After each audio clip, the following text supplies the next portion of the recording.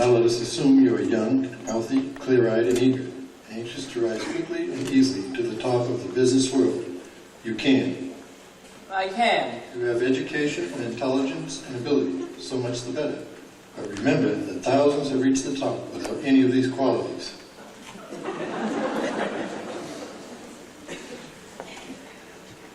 Just have courage and memorize the simple rules of the chapters that follow. If you truly wish to be among the lucky golden few, you can. I can. How to apply for a job. How to advance from the mailroom. How to sit down at a desk. How to dictate memorandums. How to develop executive style. How to commute in a 3-button suit with that weary executive smile. This book is all that I need. How to succeed.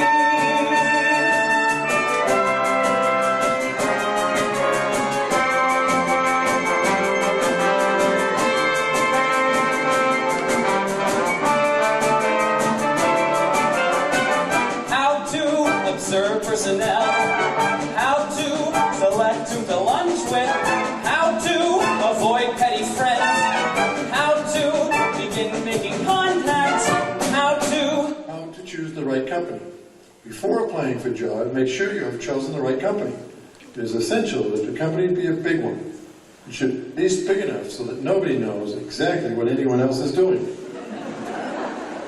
Say, Joe, I got a complaint from our dealers in Cleveland about that last shipment of wickets. They only got half their wickets. They ordered 300,000. I know, Mr. Getch, but they ordered 2-tone wickets and we ran out. Ran out? What is this? A hot dog stand? Look, this is the Worldwide Wicket Company. We're supposed to be the largest single producer of wickets in the world. Now take it easy, Mr. Getz. There was trouble at our eastern plant. A breakdown. We'll get on the ball. I want to keep Cleveland wicket-minded. Yes, sir. Oh, Mr. Matthews, any news about the breakdown? Oh, yes. I'm feeling much better.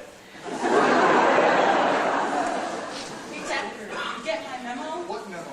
My memo about memos. We're saying too many of them and has to stop. All right, I'll send out a memo. The right company.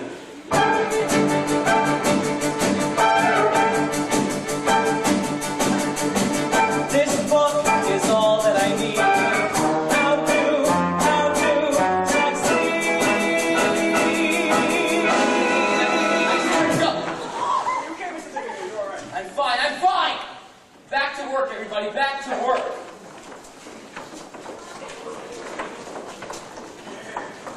You heard me. I said back to work. I'm sorry, sir, but I'd like to apply for a job. A job? Do you know who I am? No, sir. I'm J.B. Bigley. I'm president of this company. That's who I am. No. In fact, that's who the hell I am. How dare you come to me for a job? I'm sorry, sir. Why do you think I'm a personnel man? Why do you think I have a whole damn personnel department? Son, you bumped into the wrong man. Damn, cold, burning, blithering, blathering, ding, ding, ding. I'm sorry. I know how hard it is to find a job. I've been through that sort of thing myself. Thank you, miss. You're very kind. Can you tell me where the personnel office is? Personnel? It's right through there. Thank you. You're not discouraged? Of course not. I'm prepared for exactly this sort of thing.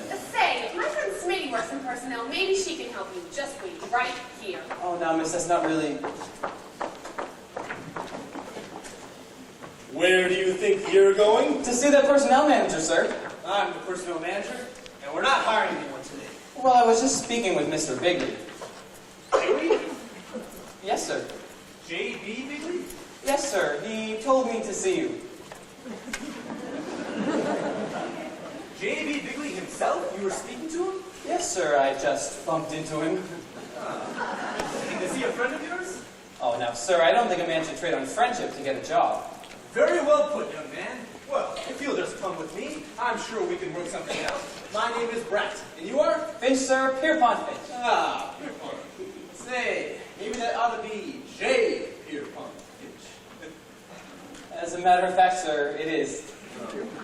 Well, come with me. God, Rosemary, you at least let me finish my MetroCal. Smitty, I know you can help him. Where is he? How should I know? Oh, he must have gone into Mr. Bratt's office. Go on in there. You're Bratt's secretary. He'll listen to you. But why this frantic urgency? Oh, please, Smitty, we've got to help this boy. But why? Fill me in, girl. Wherefore is this creep so different from all other creeps? He's not a creep, Smitty. He has sort of a noble courage, yet deep down, I feel he's sort of helpless. Rosemary, your mother instinct is a big drag. Well, that's all settled. Nice to have you aboard, Finch. Glad to ship out with you, sir. Let me do that. Who is that? That's my helpless friend. Isn't he adorable? Adorable, maybe. Helpless? No. Shut up, Smitty. I just hope he hasn't got a girl. My secretary will take care of all the forms and getting your particulars. Oh, Smitty, this is our new Mr. Finch. Hello there. My name is Pilkington. Rosemary Pilkington. Hello. Hi. Mr. Finch will be starting out in the mailroom. Glad you don't mind that, Finch. Sir, in a big pond like this, everyone must begin as a little fish. Even a barracuda. Now, Smitty, say what? Have you guys in the mailroom set up those wicket catalogs yet? I don't know. I'm going out to lunch. At 11 o'clock? Why? Because I'm the boss's nephew. Oh, Bud. This is Bud Frump, Mr. Bigley's nephew. This is our new Mr. Finch. He's going to be working in the mailroom with you. Hello, Finch. I'm Bud Frump, Mr. Bigley's nephew. How do you do? Smitty, get Finch's particulars. Yes, sir. Finch, nice to have you on our team. Glad to be playing with you, sir. Finch, you ambitious? Not necessarily. Good. Just keep that in mind. If you just remember who I am, and remember who you are, we'll get along fine. If not, You'll go crying to your uncle. I beg your pardon. I do not go crying to my uncle. It just happens that my mother is Mrs. Bigley's sister. If I feel that anything is wrong, I phone my mother. She phones Mrs. Bigley, and Mrs. Bigley phones Mr. Bigley. That's the democratic way. Mr. Finch, a man like you doesn't have to worry about someone like him. Oh, Smitty, you were going to get Mr. Finch's particulars? Ah, yes, particulars. Now, Mr. Finch, the first question. Have you got a girl? The girl? No. Oh, good. I mean, that's the right answer. I mean, it's very wise not to have a girl. I'm glad you understand this. You know, some women wouldn't. You see, I feel that when a man wants to rise in the world of business, a girl, or let's say an emotional involvement, can only lead to becoming involved emotionally. That's very intelligent, Mr. Finch. Yes. Rosemary, are you through with Mr. Finch? For the moment. Fine, then we'll just step down the hall to my office. We'll get our business done. Good luck, Mr. Finch. Thank you, Miss. Pilkington, Rosemary, Pilkington. Glad to be aboard.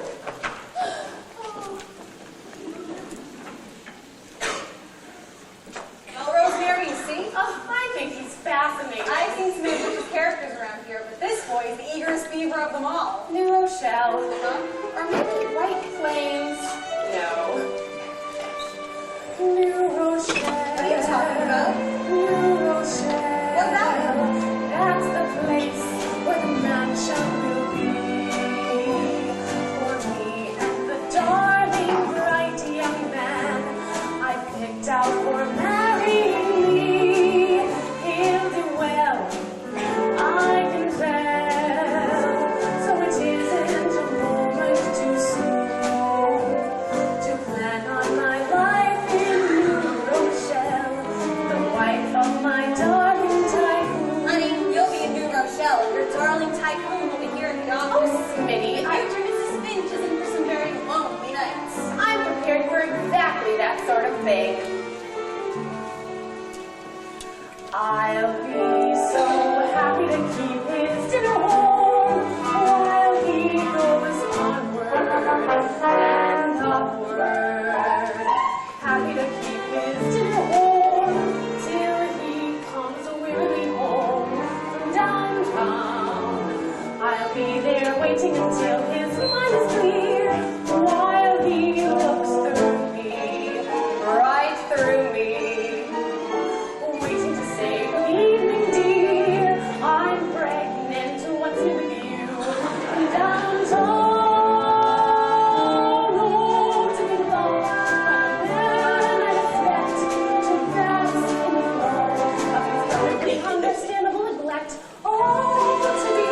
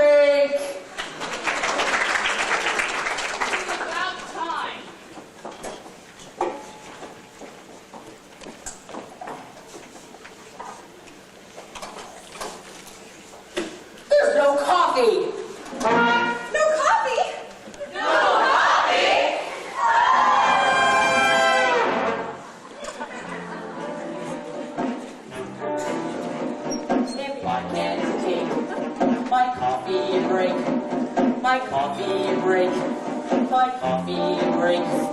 If I can't take my coffee break, something within me dies. Rise down and something within me dies. If I can't take 3 daily trips, where shining shrines, benignly grips, and taste cardboard between my lips, something within me dies. Rise down and something within me dies.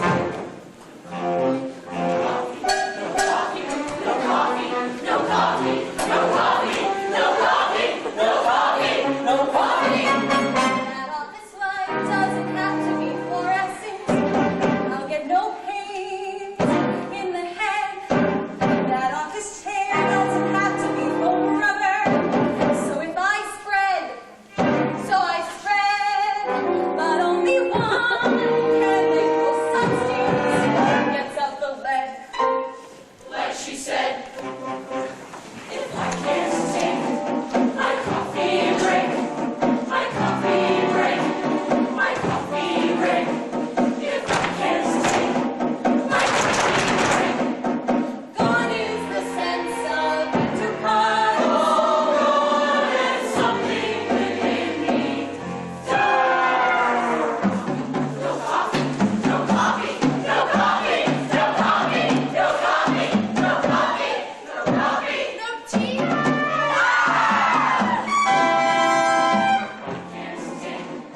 My coffee break. Somehow the soul no longer tries. Somewhere I don't metabolize. Something within me.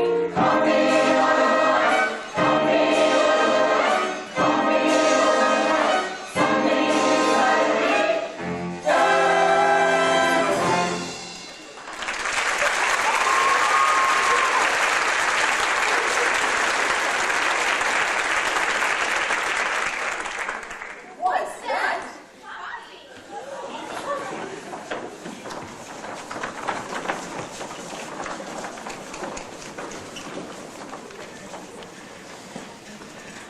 You have literally seized your opportunities and are now on the first rung of the ladder. You are working in the mailroom. One word of caution about the mailroom. It is a place by which you must get. Some of your rivals will not have the advantage of this knowledge, but you are forearmed. Do not get stuck in the mailroom. Plan to rise. Finch, where are you going? What have you got there? It's the executive mail. I'll take that. Trying to get it good on the inside, huh? I can't even take a coffee break around here. But I'm merely trying to do my job. Executive mail is my job. Finch, if you have any ideas of climbing a ladder around here, the view's gonna get awfully monotonous. Every time you look up, you'll see the seat of my pants. That's rotten, rotten, rotten. You know, Bud Frump is just jealous. He's trying to keep the big executives from noticing you. Thank you for defending me, Miss Pilkington. Oh, please, call me Rosemary. Okay, Rosemary. Now, Mr. Finn. Call me Ponty. Okay, Ponty. The big executives will notice you. Just be patient. Patient? You realize I've been working here for 1 whole week? I know, Ponty. I haven't forgotten. Happy anniversary. Thanks, Miss Pilkington. Thanks, Rosemary. At least you noticed me. I wish I were a big executive. Uh-oh, here comes the mother of us all. Huh? That's Miss Jones, Mr. Bigley's secretary. I better look busy, and you too.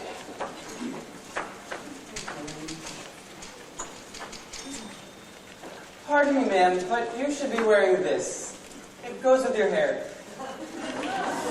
Young man, you just want me to have this flower. You don't know who I am. No, ma'am, that doesn't matter. What matters is the flowers seem to cry out to be worn by you. Young man, I'm Miss Jones, Mr. Bigley's secretary. No, you can't be. I mean, no, you just can't be. Why not? Well, I mean, from Bud Frump's description of you, I never have imagined someone so... Well, you're not a very frightening person. Thank you. If it's not out of place for me to say so, Miss Jones, I'd say that you're a rather attractive person, no matter what Bud Frump says. What did you say your name was? Finch, ma'am. Pierpont Finch. F-I-N-C-H. How is it I haven't seen you before? Oh, I'm not allowed to deliver the executive mail. That's his job. Bud Frump. F-R-U-M-P. Well, you're very interesting boyfriend. Say, Jonesy, I'll let you go with the boss at around 3. I'll check on it, Milton, and get back to you. Oh, flowers. You got a new boyfriend, Jonesy? It was given to me by a very nice young man. You should know him, Finch. Yes? Finch, this is Mr. Gatch. How do you do, Mr. Gatch? Hello. Mr. Gatch would be a good man for you to know. His department is very important. Oh, I know all about Mr. Gatch. He's in charge of plants and systems and interdepartmental evaluation. Also, pre-promotional promotion, post-administrative research, and multiple development on a multi-level level. Hey, Jonesy, this is a smart one. I didn't know I did all that. Very fine man, Mr. Gatch. I hear he has an opening in his department. Yes, he has, but he hasn't been able to make up his mind yet. And thank you for the flower, young man. You're welcome, Miss Jones. Hi, Jonesy. Miss Jones. Rosemary. Finch, quit goofing off. You've got to pick up a second delivery. Right, old buddy boy.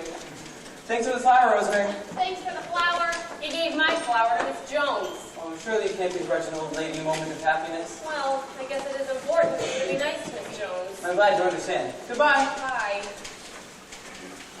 Well, Rosemary, how are you doing? Oh, I don't know. Maybe he's what's the opposite of a sex maniac? A businessman.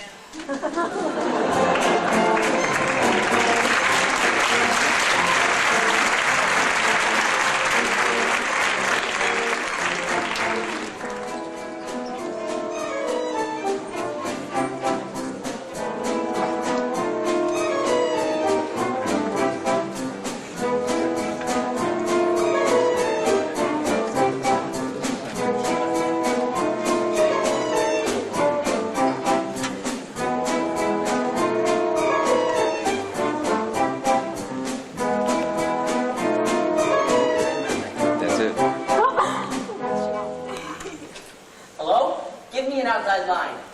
No, this call is not personal. I'm calling my mother. Thanks. One of these days, when I'm running the show around here, I'll clear out the hole. Hello? Mother? Bud. Yes, I know I left without my sweater, but it's warm out. Now look, Mother, there's something important going on at the office. There's going to be a new head of the mailroom, and I want the job. You've got to call on Gertrude. Yes, I know I'm next in line, but there's a new guy here that has me worried. Oh, he works hard, comes in on time, never goofs off. He's polite. You know, a real rat. Yes, Miss Jones? What do you want? Mr. Bigley, your wife is calling. Tell her I'm out. No. Tell her I'm in a meeting. Tell her I'm busy. Damn it, put her on. Hello? Hi, Gertrude. Glad you called. Uh-huh. What can I do for you? Well, I'm busy. Uh-huh. Well, I can't help Bud there. The head of the mailing should pick his own successor. I can't switch signals in the middle of a play. It would upset the whole team. Gertrude, if I interfere, that would be nepotism. Nepotism! That's when your nephew's a goddamn fool!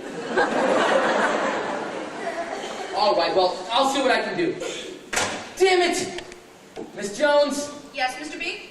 I've told you that speaking to my wife upsets me. Well, J.B., you said... Never mind that.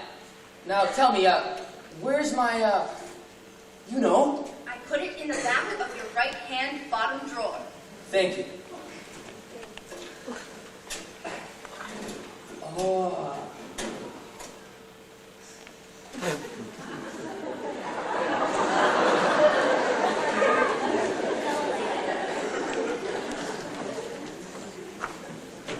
Well, let's get going, boys. Yes, sir. I've already started sorting. Finch, as head of this entire mailroom, I'd just like to say that I'm very pleased with your work. Thank you, Mr. Trumbull. Yes, you really have an inborn gift for mailroomery. Thank you, sir. Coming from you, that's a great honor. Hello? Mailroomery? No, mailroom. Just a minute. It's for you, Twiggle, Mr. Brad Personnel. This may be a very important call for some of us. Hello? What's the idea?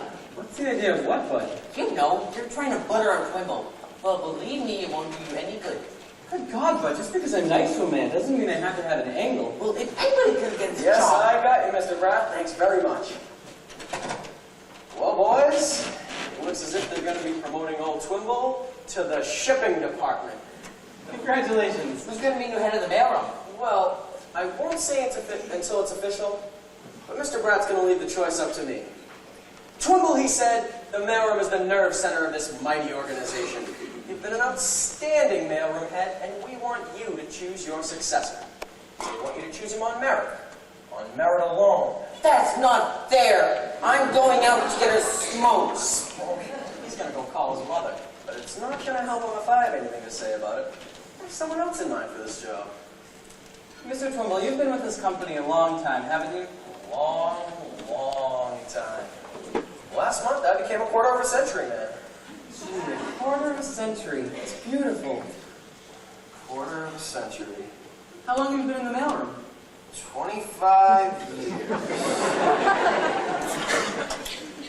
Well, it's not easy to get a run like this. It takes a combination of skill, diplomacy, and bold caution.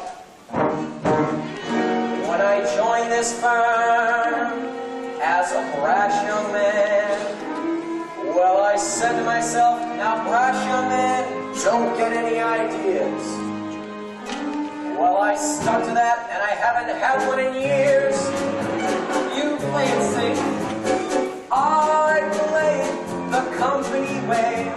Wherever the company puts me, there I stay. But what is your point of view? I have no point of view. Supposing the company thinks... I think so too. What would you say? I wouldn't say. Your face is the company face. It smiles at executives, then goes back in place. The company furniture. Oh, it suits me fine. The company letterhead is It's a Valentine. Is there anything you're against? Unemployment. When they want brilliant thinking from employees.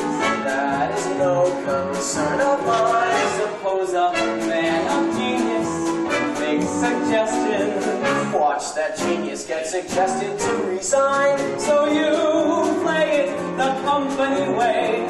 All company policies by me, okay. You'll never rise up to the But top. there's one thing clear. Whoever the company fires, I will still be here. They certainly have found a home. It's cozy. Your brain is the company brain. The company lost it and now I can't complain. The company magazine. Boy, what style, what punch. The company restaurant. Every day, same lunch. The haddock sandwich is delicious. I must try it. Early in the week. Do you have any hobbies? I've a hobby. I play gin with Mr. Brown. And do you play it nicely? Play it nicely. Still, he blitzes me in every game like that. Why? 'Cause I play it the company way. Executive policy is by me, okay? How can you get anywhere? Junior, have no fear. Whoever the company fires, I will still be here. You will still be Year after year after fiscal, never diggerous will you.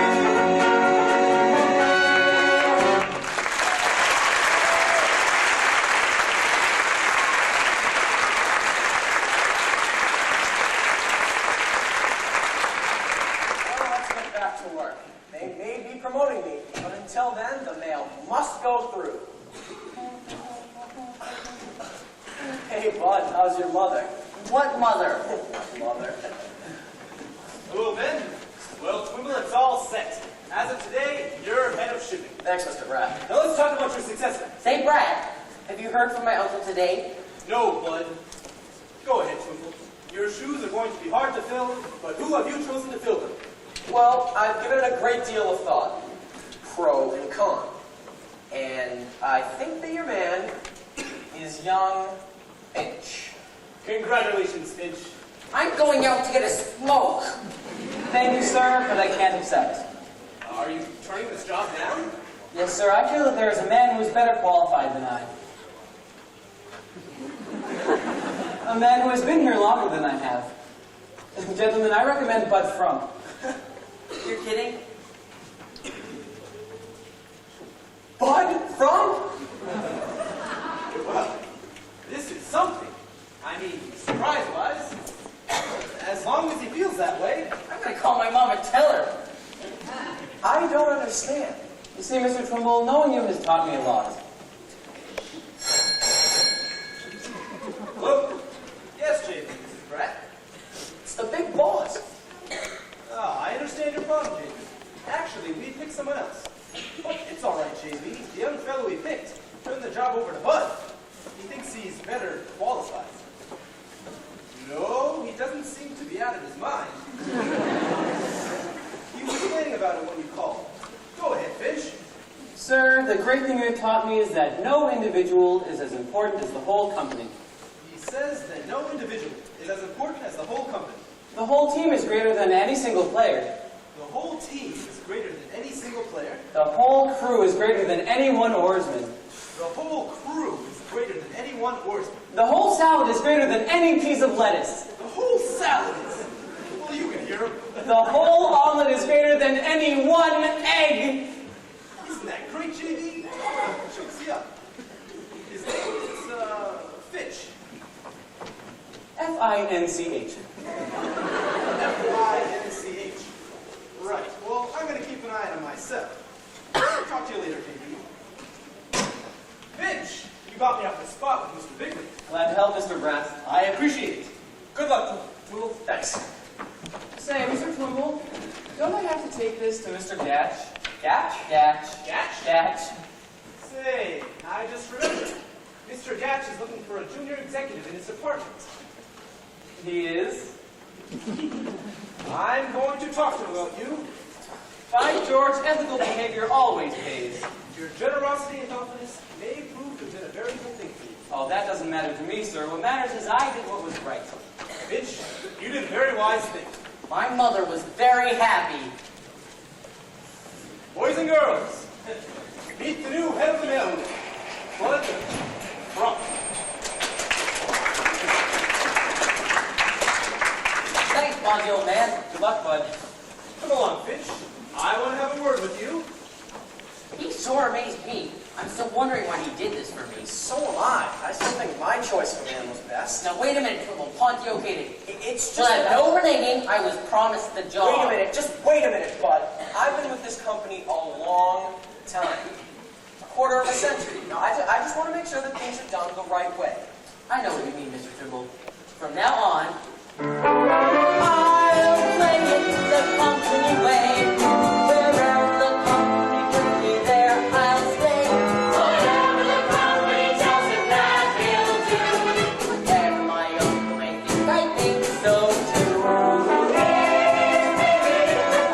I won't put that over and this is right inside. Oh, Bud, it's no longer the function you see. I pledge to the company's sweet conformity. I will someday earn my medal, 25-year employee.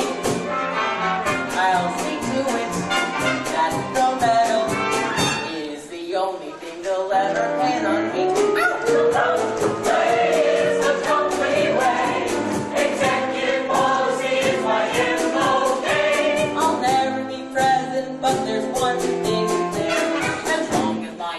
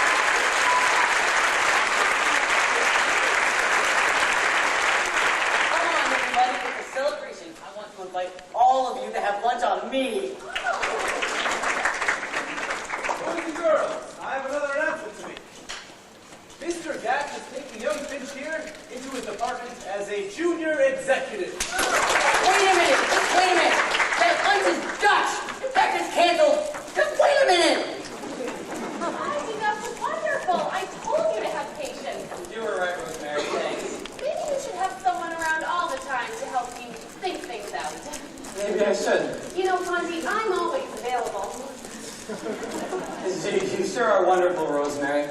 I hope that one of these days I can show my appreciation and... Lunch. Huh? I said lunch. What about lunch? Oh, I'd love to. Love to what? You said, what about lunch? Oh, gee, I thought you'd never ask me. Oh, now let's see, where will we go? Oh, I know, there's a little tea room, a very cute place called the Honey Tea. I'll just go get my things and meet you right back here. I didn't mean what about lunch, I meant what about lunch I mean. Mr. Gatch. How's our new executive feeling? Just fine, Mr. Gatch. Come on, I'll buy you lunch up in the executive club on the roof. Lunch? In the executive club? Me? Sure, now that you're a junior exec, I can put you on my expense account. Thanks, I'll go get my jacket. All right, I'll meet you in the elevator. Oh, Rosemary, dear, seeing you always brightens my day. Please, Mr. Gatch. I've got to stop reading Playboy.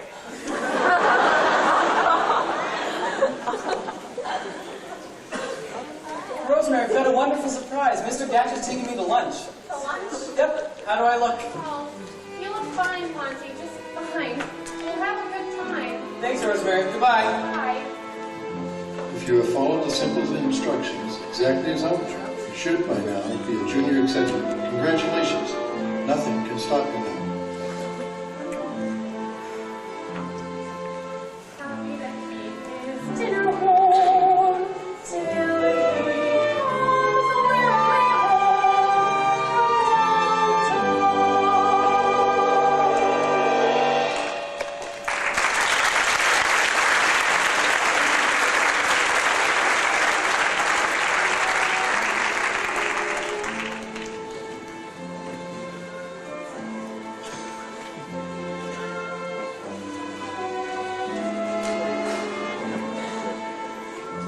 Yes, dear. Yes, dear. But damn it, Gertrude, I haven't got time for this nonsense about Bud. I know blood is thicker than water, but Bud's front is thicker than anything. Now listen to me, Gertrude. The next time Bud calls his mother, and she calls you, and you call me, you're all fired!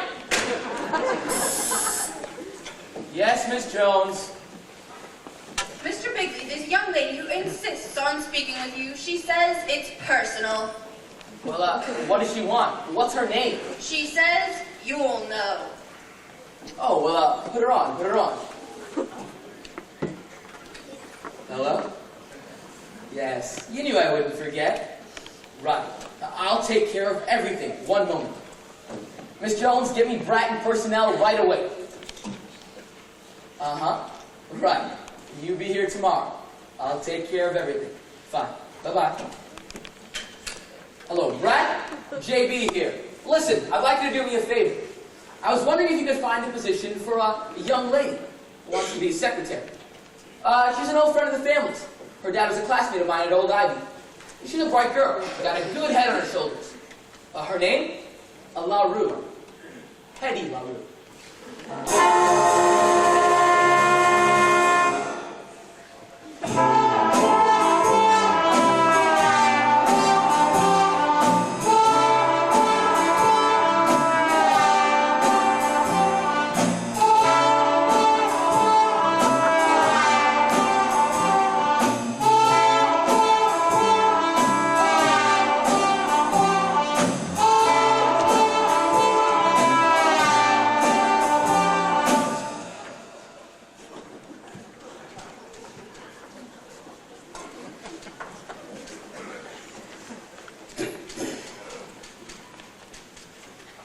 Can I help you, honey? You must understand this. You see, I'm Bud Frump, Mr. Bigley's nephew. Oh, how do you do? I'm waiting for Mr. Pratt of Personnel. I'm the secretary. I was probably dapped the minute you came in. Oh, thank you. Well, you see, I'm new. LaRue? Yeah? I mean, yes. Well, I'm, Bert Pratt, personnel. Sorry to have kept you waiting. Oh, not at all, sir. It is I who am late. Oh, not really? Oh, yes. I was very naughty this morning. I'm still not accustomed to early arrival.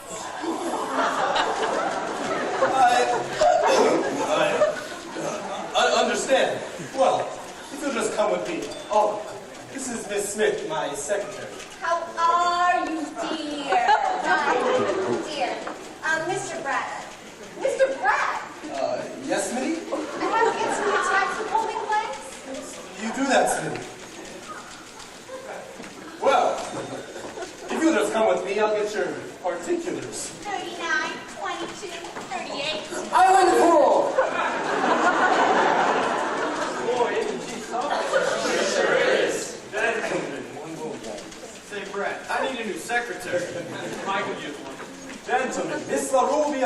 according to normal procedure, as soon as their qualifications have been determined. I'd sure like to determine them.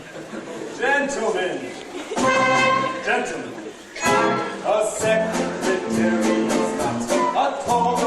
No, my boy, not a toy to fondle and dandle and playfully handle in search of some puerile joy.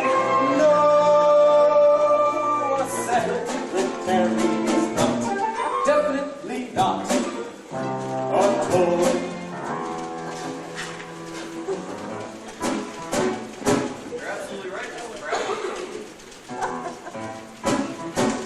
We wouldn't have it any other way, Mr. Bratt.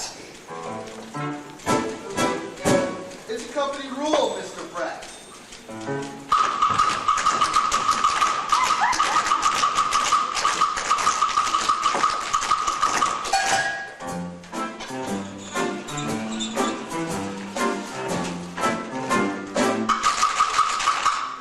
A secretary is not a toy, my boy, not a toy. So do not go jumping for joy, boy. A secretary is not. A secretary is not. A secretary is not a toy.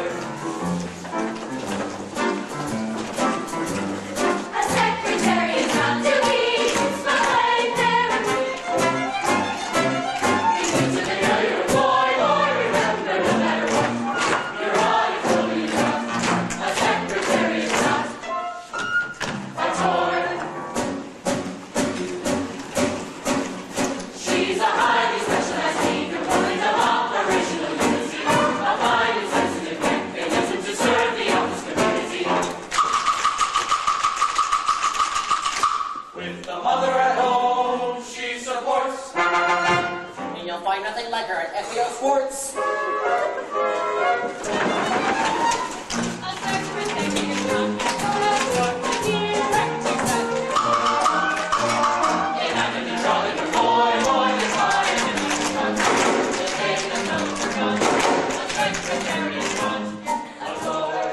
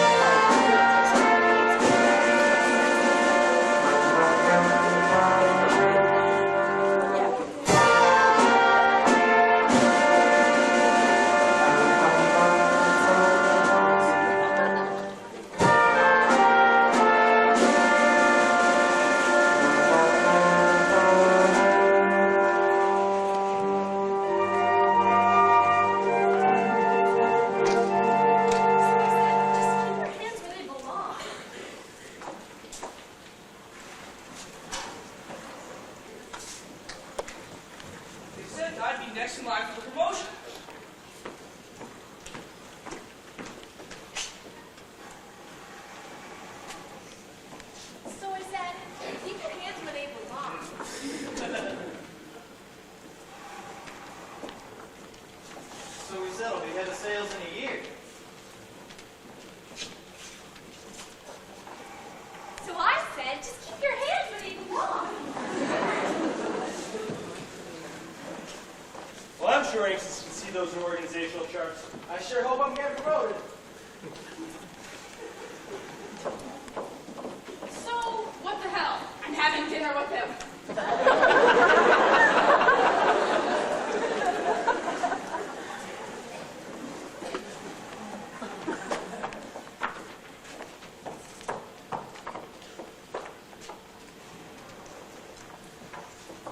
Miss Jones? Can you call my wife and tell her I won't be home for dinner tonight? Yes, and you left your golf club in the office. Tomorrow is Saturday. You're playing with Mr. Walker, the chairman of the board. Well, I'll be staying in town tonight, so I'll pick up the clubs in the morning. All right, and you asked me to remind you about your college alumni association. Right. Well, send them the same check. I get a kick out of thinking of their faces when they get that fat check from old least likely to succeed. Very well. Say, JB, there's a phone call. Your wife? My wife? Damn it! I'll take it in your office. That's all, Miss Jones. Oh, Miss Jones! Hello, Ponty. How's the young junior executive? Just fine, thanks to the helpful advice I've been getting from you. Well, I'm glad our little talks have proven valuable. They sure have. Oh, by the way, good luck tonight. Good luck. Yes, in the bowling tournament. I hear you're the finest bowler on the ladies' team. How nice of you to be interested in a little thing like that. I'm fascinated by the hobbies of people I like. Say, would you like to come watch us bowl tonight? Gee, I sure love that, Miss Jones, but I've got to get to bed early. I'm working tomorrow. On Saturday? Ponty, no one around here works on Saturday. You're a very unusual boy. You'll go far. Thank you, Miss Jones. That means a lot, you're saying that. Because you're Mr. Bigley's secretary, and he's the man I most want to emulate. He's so capable and thoughtful. I even heard him remembering to send a check to his old school. Harvard, isn't it? Harvard? Don't ever let JB hear you say that. He's a groundhog. Where did he go to school? Old Ivy. Old Ivy. Of course, they're the groundhogs. Mr. Bigley is very proud of his old school. Well, good night, Ponty. Good night, Miss Jones. Don't work too hard. Don't worry, I will. Hello, stranger. Hi, Rosemary. Hi, Smitty. Hi, Ponty. Been a long day, hasn't it? Sure has. I haven't seen you since you got your new job. Oh, I've been pretty busy. Yeah, it's been a long day. Say, Rosemary, where are you having dinner tonight? That depends. On what? On where I'm having dinner. Huh? Oh. Well, here it is, 5 p.m., the finish of a long day's work, and there they are, both of them, the secretary and the clerk. Not very well acquainted, not very much to say, but I can hear those two little minds ticking away. Now she's thinking, I wonder if we take the same bus. And he's thinking, There could be quite a thing between us. now she's thinking, he really is a dear. And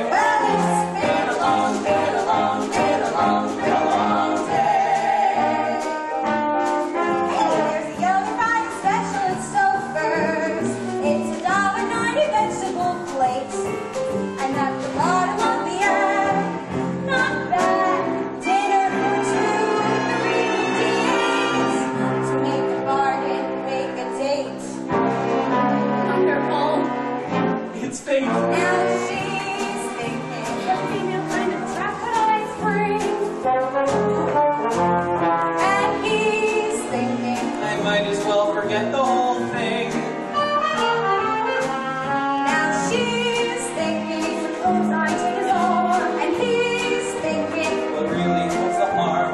she says, Hungry? and he says, Yeah. yeah. Well, it's been a long day. Been a long, been a long, been a long, been a long day.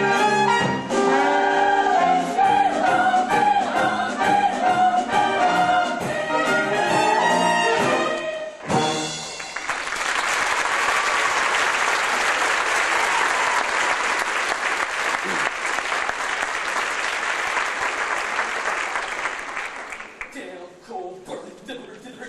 You! Damn it! You've been complaining to your mother again, haven't you? She wants you promoted. Why not? Other people are being promoted. Well, I told your Aunt Gertrude that.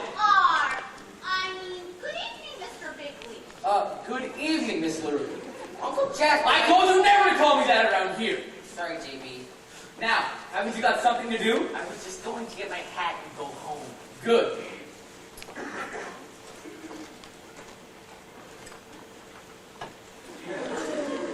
So, Miss LaRue, how do you like your new job? It's a big fat nothing. Honey, don't stop that way around here. I thought you were going to help me be a big businesswoman like Helena Rubinstein or Betty Crocker. So what happens? I'm stuck in the goddamn steady rabbit pool with no one to fish me the hell out. Angel, you have to be patient. You've got to learn that, yes, dear, in a large operation like Worldwide Wickets, there are many multiple facets which are very important in the main facets of the... I promise you, Hetty, that... You have a wonderful job. Head cigarette girl at the Copa. But the surroundings. You said you hated all those men staring at you, making advances. It's no different around here in big business. At least at the Copa, when I got pinched, I got tipped. Around here, a girl can't even bend down to pick up a pencil with confidence. You mean somebody's been bothering you? Just tell me who are. Yes, miss, in a large operation like Worldwide Facets, there are many multiple wickets which are very important in the... Who pinched you? I don't care about that. Look, you did not keep your part of the bargain. But Hetty, I meant every word of it. Tell you what, I'll meet you at your place in 10 minutes, and we can talk it over. No. But Hetty, please, yes, miss, in a large operation like Worldwide Wickets, there are many multiple facets which are...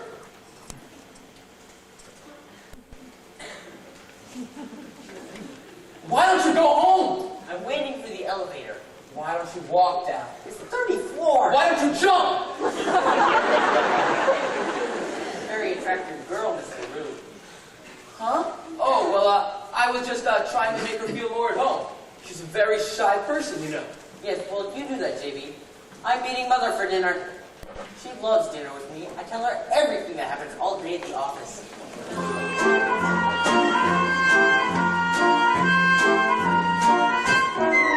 Now he's thinking, The kid could really put me through hell. and she's thinking, The kid can even make the hotel. now he's thinking, I wonder if he'd dare. and she's thinking, There's blackmail in the air. and he says, It's a holdup. and she says, Yeah? Wait a minute. All right, you're promoted. well, it's been a long, been a long, been a long, been a long day.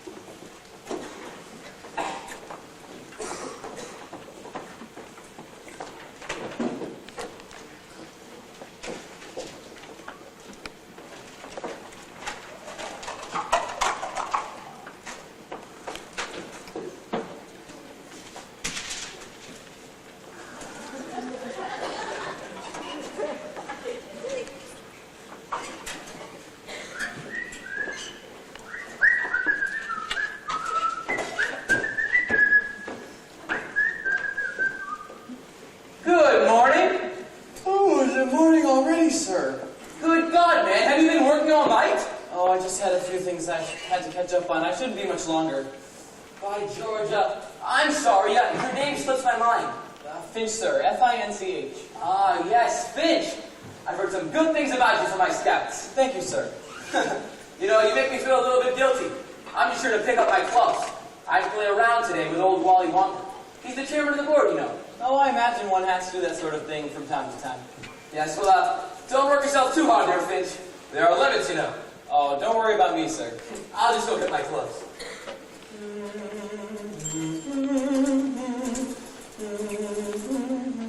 What's that you're humming?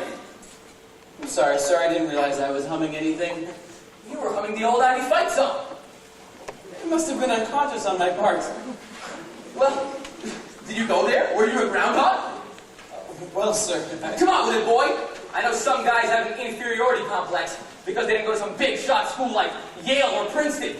You're not ashamed of the groundhogs, are you? No, sir, not a bit. I should have known you were a groundhog. That's the old Ivy spirit. Tell me, what year were you, Finch? Finch, what year did you graduate? Oh, sorry, sir. I was just thinking about the big game today. I'm sorry I can't get up. We're playing the Chipmunks. Yeah, I can't get up there either. Hope those damn chipmunks don't give us too much trouble. I'm sure they won't. Charnowski's knee is better. Oh, well, with Charnowski in there, the team's morale should pick up. He's the dirtiest player we've got. Well, even though we won't be there in person, we'll still be rooting for him, right? Right! Groundhog! Groundhog! Stand, old Ivy, stand firm and strong. Grand old Ivy, hear the cheering throng. Stand, old Ivy, and never yield. The chipmunk of the field. When you fall on the ball, and you're down there at the bottom of the heap, down in the bottom of the heap, where the money's so very, very deep, down in the very, very deep, don't forget, boy, that's why they call us Groundhog. Groundhog. Groundhog. Groundhog.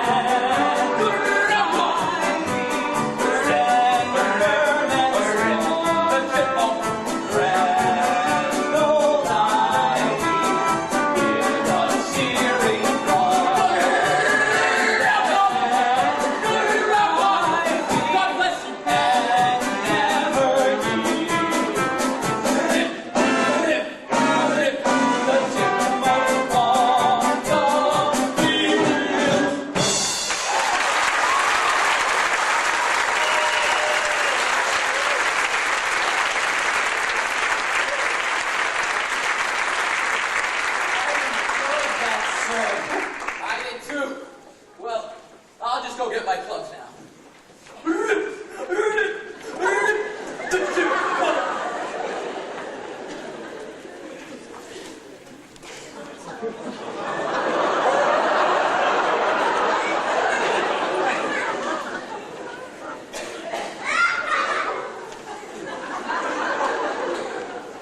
What's that you're doing? 26, 27, 28.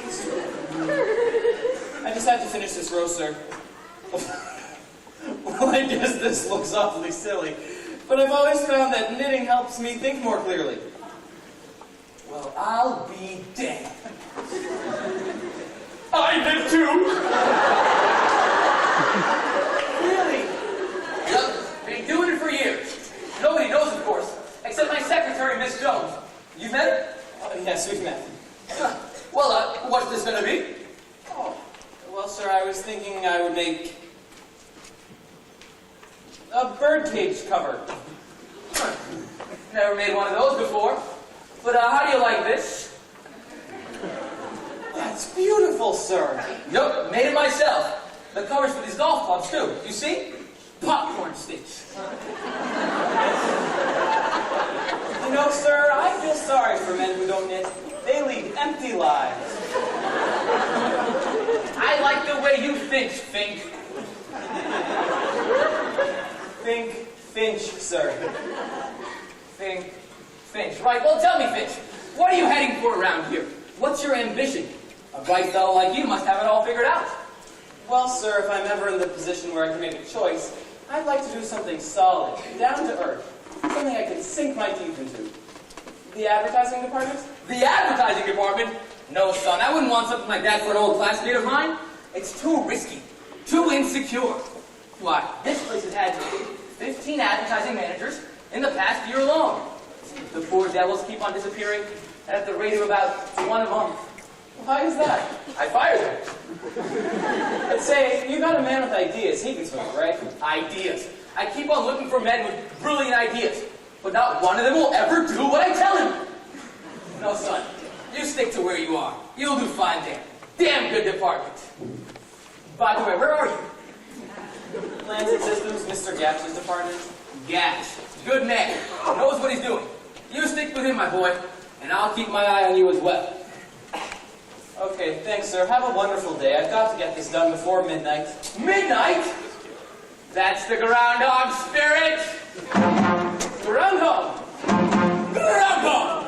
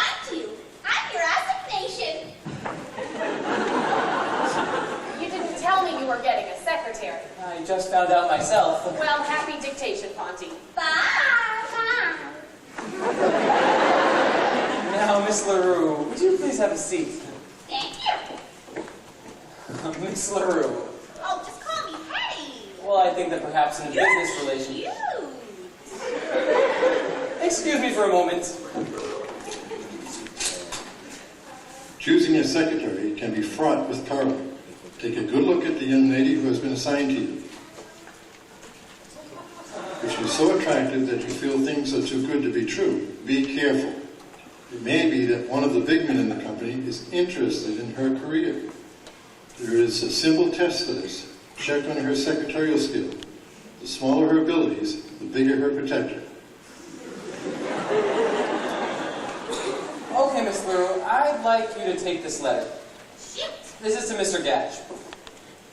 Dear Mr. Gatch, pursuant to our discussion Wait of... a minute! You trying to catch a train? What are you taking this down in? Longhand. It's safer. I make up for it when I type. Oh, you type fast? Like a jackrabbit, 12 words a minute. Miss LaRue, what did you say your previous experience was? I was in tobacco business. But then Mr. Bigley came and he got me out. Mr. Bigley. He got me interested in wickets. So I matriculated myself into business school and well, here I am. Yes, you are, aren't you? Go ahead, dictate some more. I'm gonna like this jazz.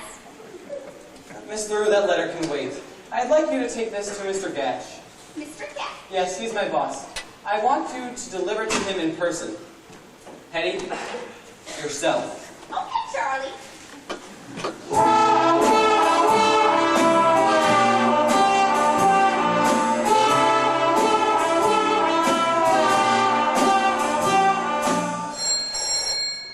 Hello, Mr. Gatch's office. One moment, please. Mr. Gatch? Mr. Gatch! Yes? Mr. Finch's secretary is outside. He'd like to speak with you personally. Have her come in. Get her.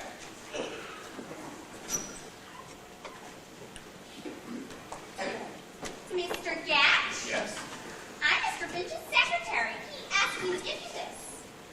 Say, what are you doing tonight? I've got a date with my gentleman friend. Oh, come on. You're in the big time now. Don't fool around with small fry.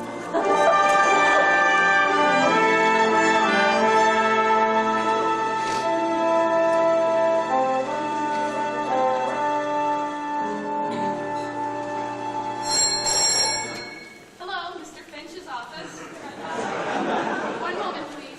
It's for you. Production. Hello, this is Finch. Oh, yes, I'm in charge of plans and systems now. Oh, Mr. Gatch, he was transferred to one of our out-of-town offices. Venezuela.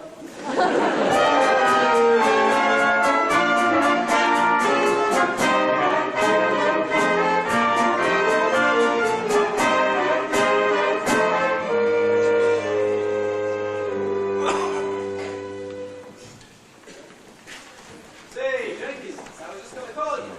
We're getting a new vice president in charge of advertising. Another one. Who's it this time? A fellow by the name of Ovington. Benjamin Burton Daniel Ovington. BBDO. I bet that's why Bigley hired him. Anyway, we're giving him a reception tonight. The executive close on the roof. Wonder how long this guy will last. I don't know, but we're giving him the full treatment. You could invite your secretary to come along. We're inviting some of the executive secretaries to act as hostesses. Okay, Brad. BBDO. Rosemary, I had lunch without you. Where have you been? Smitty, I've been made secretary to the new advertising manager. Oh, good. What's he like? Oh, I don't care about him. But this means that I'm invited to the reception this evening, and Pondy will be there too. Oh, Smitty, I've been dreaming of a chance like this. Pondy has never seen me all dressed up, you know, glamorous. Do you know what this is? Your lunch? No. Smitty, this is the answer to How to Succeed with Finch. A new dress. It's just beautiful. Well, I hope it works. Good luck, Oh, Rosemary. thank you, Smitty. You know, I think I'll buy a new dress for tonight, too. Oh, that's a good idea. I hope you're very popular at the party. I think I will be at that. I'm going to start a secret rumor that I'm a nymphomaniac.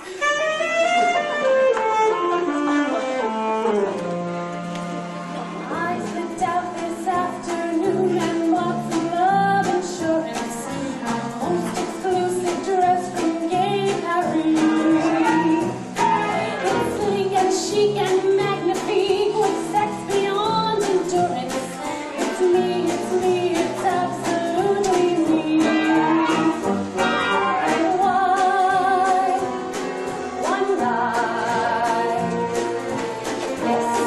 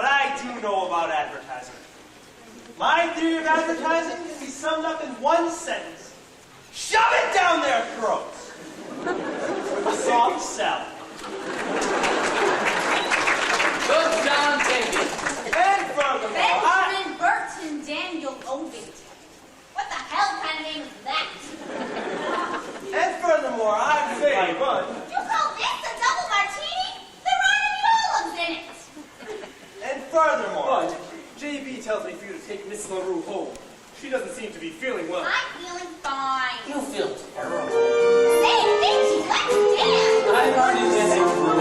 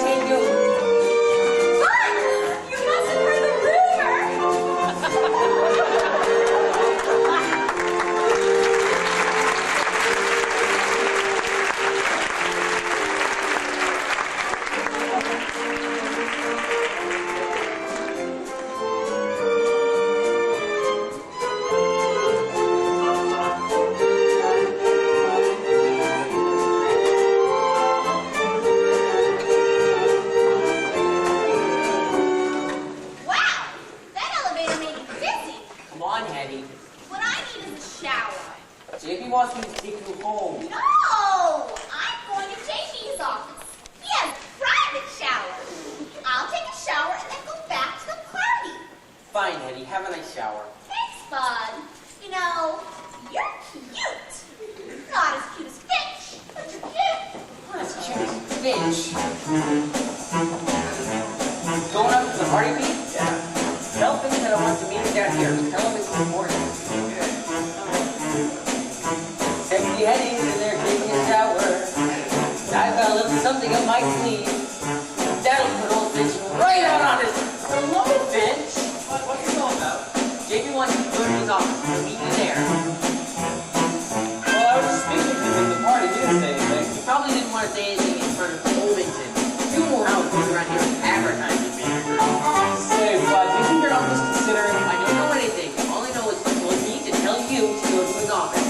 Well, I've never seen his office anyhow. Thanks, Bud. No problem. Now to get on with Jasper. Goodbye, Vinci.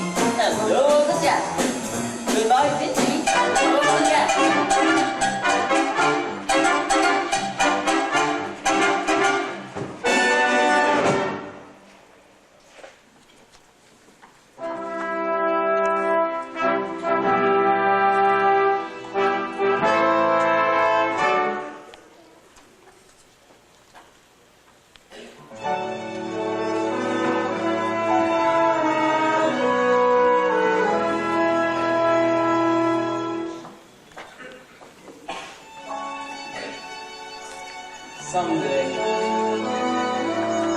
Someday.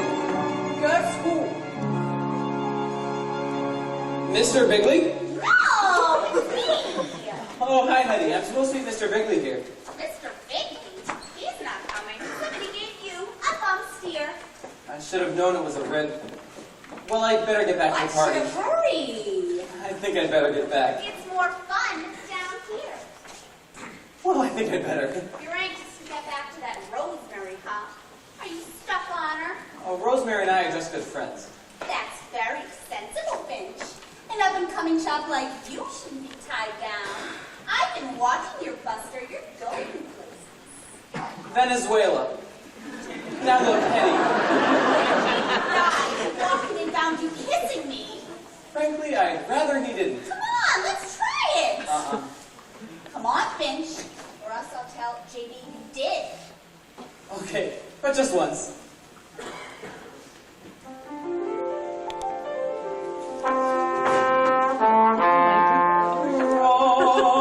Rosemary. Huh? Just listen. Rosemary. Rosemary. That kiss. What about that kiss? Rosemary. It is highly insulting to think of two bras in the middle of one kiss. Hetty, something has happened to me. I can't explain. Finch, you are in love. That's right. Babies in love. It's like music all around me, like a wonderful symphony. I must have been in love ever since she took my particulars. And you found this out by kissing me? Yes, Hetty. I don't know my own strength.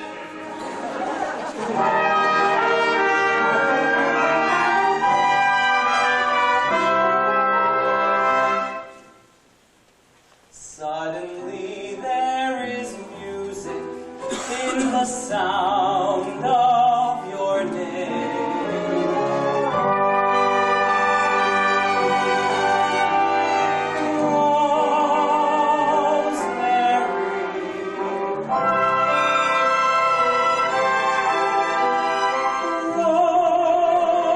Rosemary was the melody locked inside me till at last out it came.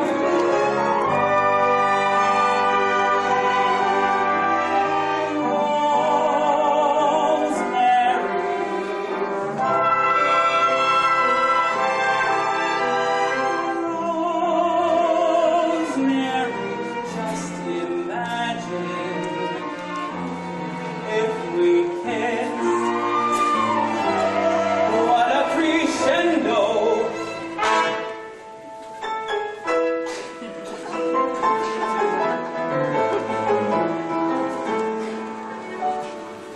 Not to be missed.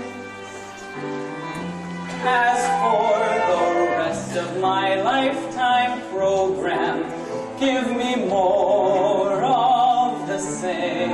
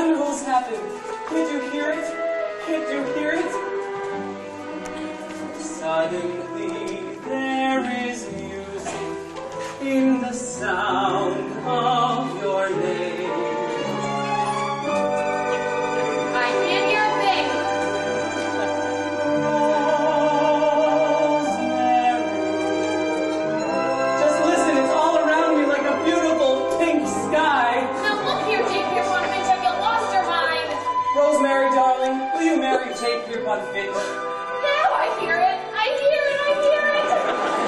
Suddenly there is music in the sound of your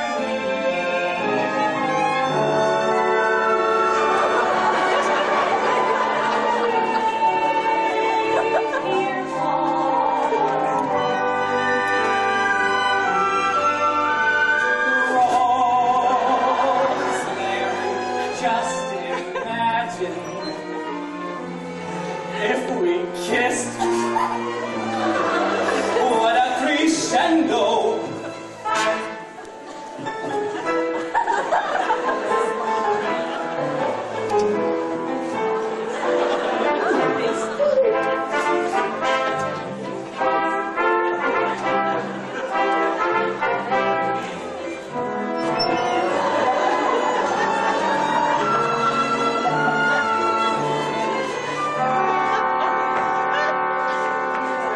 To be missed.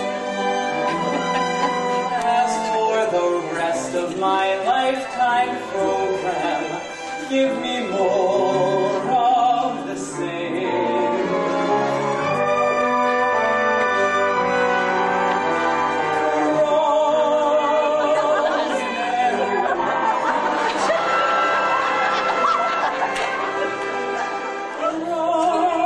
Rosemary, there is wonderful music in the very sound of your name.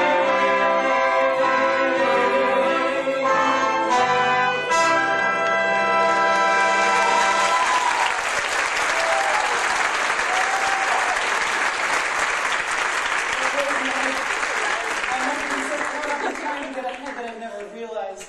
So I'm seeing you for the first time. And I've seen you for the first time. You have on 2 different shades of lipstick. Mine and hers. Rosemary, this is very easily explained. You don't understand. Oh, I understand. Well, don't let me keep you. Why don't you go kiss her again? Go back to making love to her. Why don't you take her home for the weekend? I don't care. What should I do? Let's do what she said. Uh-oh. Get back in there. I have nothing to hide. Oh, yes, you have. And keep it hidden. You snake. Now kiss me. Finch! Oh, I'm sorry. Oh, no. Sweetie, I'm sorry. You see, it's my fault. I insisted that Mr. Finch show me your office. Well, that's okay. I only came in to wash up. Oh, excuse me. Well, Finch, I believe I owe you an apology. You do? For what, sir? Never mind that. But I still want you to know I do not approve of what you were doing when I walked in here. I do not care for that sort of business between executives and their secretaries. Oh, but Miss Pilkington isn't my secretary. Oh, yes, good point. We figured you might be here, JB. We've been waiting for you. I haven't gone to finish my speech yet. Good speech. Yes, very good speech, Mr. Ovington. Oh, Mr. Ovington, this is Mr. Finch of Plans and Systems. How do you do? Pleased to meet you. You see, Mr. Ovington, I'm quite interested in advertising, and I've read quite a lot about you in Fortune magazine. Pretty wonderful stuff. Why, thank you. Say, Mr. Bigley, did you know that Mr. Ovington was an All-American halfback in college? Oh, really? Very impressive. Oh, what college did you play for, Ovington? Oh, the best little college in the world. Northern State. A chipmunk! I sure am a chipmunk. Did you see the way we murdered those groundhogs last Saturday? Now, Ovington, I'm no pig. I've hired men from all colleges. Tigers, gophers, badgers, bulldogs. But never a chipmunk. Your resignation is accepted.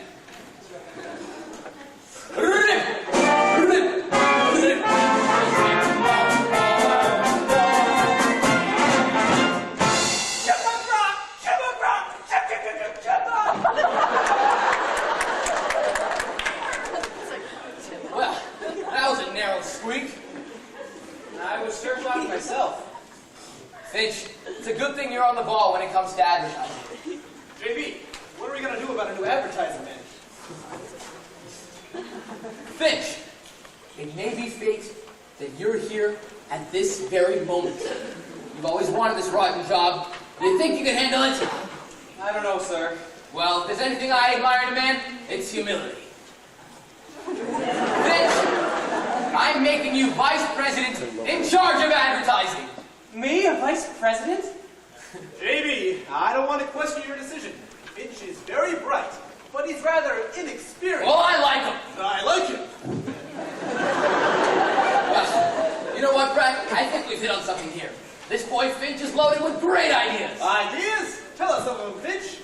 Oh, well, sir. Come on, Finch. Where are those ideas? Time is really necessary. Come on, put up or shut up, son. But I really have Get on the ball, or he'll be out of here like a shot. I'd like to be able to give you a clear-cut campaign. The plans board is meeting day after tomorrow. Finch can tell us all of his ideas then. All right, Finch. You've got 48 hours to give us a clear-cut advertising presentation. Oh, yes, Finch. You better get going. You are now vice president in full charge of advertising. And frankly, up till now, I've been pretty disappointed with your work. I don't care what he says. I'm a vice president now. Vice President Finch. Now, let's see. Oh. Operator, get me the stationery shop downstairs. Yes, this is Mr. Finch. Remember those cards I ordered to be printed up last week? I'll have them printed right away. Let's see what. Oh, girls, come out here. Thanks, Rosemary. Rosemary, I've got a wonderful surprise for you. I've been made a vice president. Congratulations! Can I be your secretary? I love that, Hetty, but Rosemary's going to be my secretary. I'll go back to the steno pool. Guess I'll wait for that pigeon until after she's married. Rosemary? I'm going to be your secretary? Yes, you were Mr. Ovington's secretary. Now I'm taking over his whole department. What makes you think that I would be your secretary? I'd rather die. But you have to. You must. I can't do this without you. You know how hard advertising is. I need you. You do? Well, in that case, okay, I'll be your secretary. Great. Now let's get down to work. Just like that? Haven't you forgotten something? Yes. Operator, get me who makes names on office doors. Finch, aren't you going to kiss me? Kiss you? I can't. Why?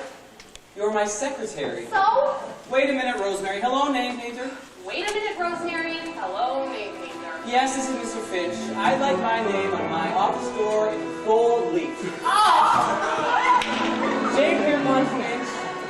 Jade Pierpont.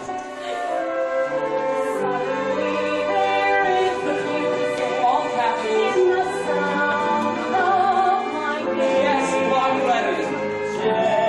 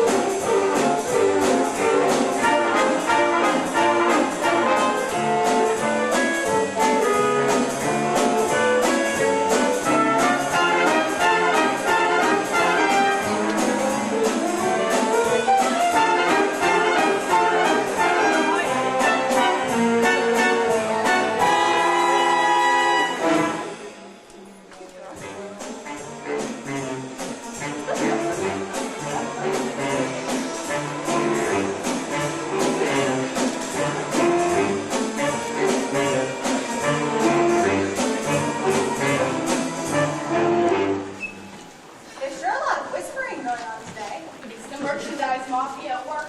Ever since Mitch became vice president, they've all been scared out of their wits. So, when's the big meeting? It's set for this afternoon. I hope Ponty thinks of something. Where are you going? Home. At 10 o'clock in the morning? I resigned. I'm quitting. Nonsense, you've been saying that all. Well, this time it's official. I've left a letter of resignation on his desk. Wait till he reads it. Smitty, I just can't take it anymore. I don't mind the person ignoring me completely as long as he needs a little bit of attention. He just doesn't need me. But he did tell you he loved you and he wanted to marry you. Smitty, that was supposed to be a secret. Don't worry, I haven't told anybody. What's the matter? Rosemary's resigning from Finch. Well, I thought he was going to marry her. That's what I thought. Me too! I only told the girls. Don't worry, she will forgive him. Never. Oh, you've got to. Rosemary, there's one thing you can't ignore, and that's loyalty. I've been very loyal to him. I don't mean to him, I mean to us. Us girls. How often does it happen that a secretary's boss wants to marry her?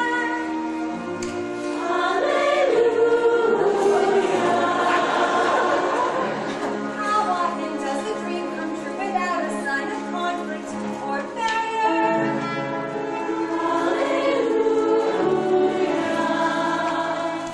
Why treat a man like he was a typhoid carrier? How often can you fly from this land of carbon paper? The land of clouds and hallelujah. How often does a Cinderella get a crack at the prince? Cinderella and the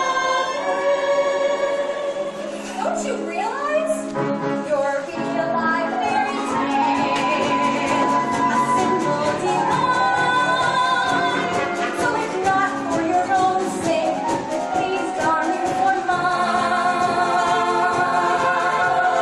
Don't, Cinderella, darling, don't turn down the prince. Don't rewrite your story. Your legend, the folklore, the working girl's dream of glory. We will always love you, darling, and love you ever since. Don't mess up our major miracle. Don't, Cinderella, don't turn down the prince. Oh, let us live it with you each hour of each day. On from Murdoch's goodness to Elizabeth Arden. To our No, New Rochelle. Rochelle PTA. Oh, not Venus minus our vicarious bonus. We want to see His Highness married to your aloneness. On you, Cinderella, since we own us. So that you may the happy day, please phone us. But don't, Cinderella, darling, don't turn down the prince.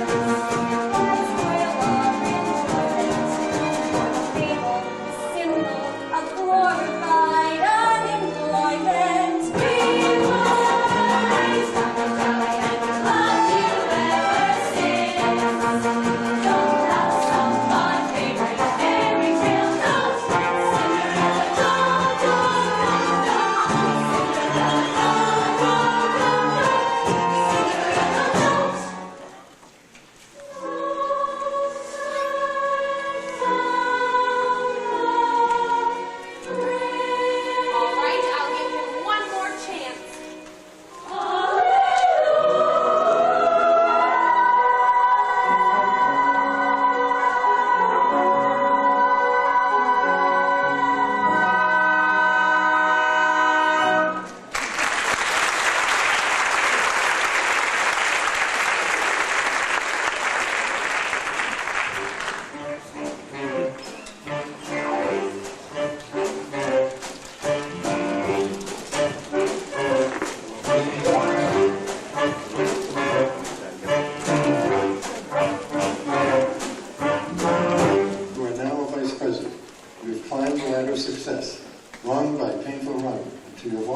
towards the top. You have done beautifully, unless you are vice president in charge of advertising. In that case, you're in terrible trouble. There is only one thing that can save you. You must get a brilliant idea. The quickest way to get ideas is to develop them. That is, you must examine the underdeveloped, worthless notions of others and add to them that extra something that makes the idea your own. An undeveloped notion may come from the least likely source. Be alert. You never know who will bring it to you. Hi, Monty. Oh, hello, Bud. Sorry I busted in, but there was no one outside. Hi, I've seen your new office. Quite a layout. I suppose you're ordering wine here? Frankly, yes. Ponty, I want you and me to be friends. You've never liked me. Oh, now, Bud. Don't deny it. It's true, and I don't blame you. I've been a no-good, backbiting fink. Well, that's a bit strong. How would you put it? Well, I guess your way is best. Well, I want to change all that. Now, I know you're stuck for an idea. And I was Now, wait a thinking- minute, Bud. I am not stuck. I was thinking that giveaway shows are going to make a Bud, comeback. I don't need anyone else's ideas, and... What was that? Well, I had this idea for a giveaway show. It's called the Worldwide Wicked Treasure Hunt. We hide $1,000 savings bond somewhere, and every week we give a clue as to where it is. Now, as you say, you don't need an idea, but I'll leave this with you. If you get a chance, look it over. Because the meeting's in a few little... I mean, it's soon. Well, Bud, what did your uncle say when you told him about this? I didn't tell it to him, Ponty. If I told it to him, he would listen to me. That's why I brought it to you. You didn't mention it to your uncle? No, Ponty. Look, if you're not interested... Now, wait a minute, Bud. The idea doesn't give me much nourishment, but maybe I'll give it a bit of a think. Feel free to use it. I have returned! Treasure hunts. What would it be? $1,000 savings bond. This kind of thing needs some sort of a new twist. Monty, I'm back. I changed my mind. Oh, Miss Pilkington. I don't blame you for being cold to me, but I did change my mind. About what? About what I said in the letter? What letter? My letter of resignation. Your resignation from what? The Girl Scouts of America. Oh. Don't you understand? I've quit, resigned, left you forever. Why are you doing that? Because I was confused, hurt, ignored, upset. Who did that to you? You. Me? Yes. No. It couldn't have been me. I haven't said 10 words to you all week. True. Good. Now, Miss Pilkington. Must you call me that? Can't you call me Rosemary? No, and I want you to call me Mr. Finch. Until you're Mrs. Finch. Am I really going to be Mrs. Finch? Oh, come on. I thought we had that all settled. Well, I keep thinking maybe you forgot. No, I haven't. You're going to be Mrs. Finch because we're going to be married. Now, may we discuss some serious matters? Oh, sure. Rosemary, I've come up with a new idea for a television program. I'm thinking of calling it the Worldwide Wicked Treasure Hunt. The prize is going to be $1,000 savings bond. Do you think that's enough? Say, Rosemary, maybe the prize ought to be $25,000. No. What do you think about $100,000? $200,000? I don't care if you give away the whole company. I love you. Say that again. I love you. No, before that. I said I don't care if you give away the whole company. That's it. We'll give away the company. What a prize. Oh, I don't mean the whole company. They mean stock in the company. Nobody can resist that these days. I've got to have time to think this out. I've got to get it postponed. No, I'll go speak to Mr. Wrigley. Good luck, Mr. Finch. Thank you, Miss Pilkington. Say, what about taking me out to lunch? Nobody has to see us. Miss Pilkington. I'm sorry, Mr. Finch.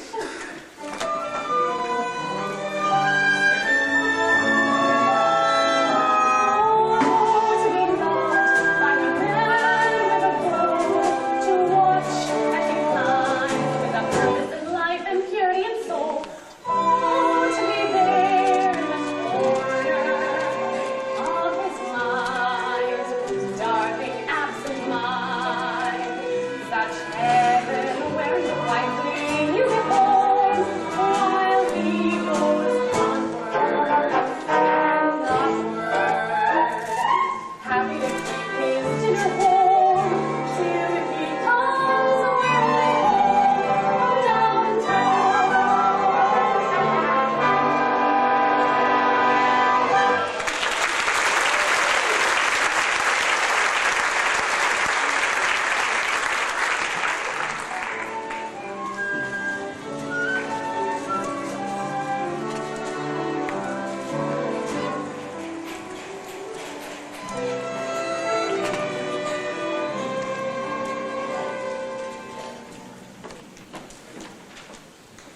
Are you pregnant or something? Huh? No.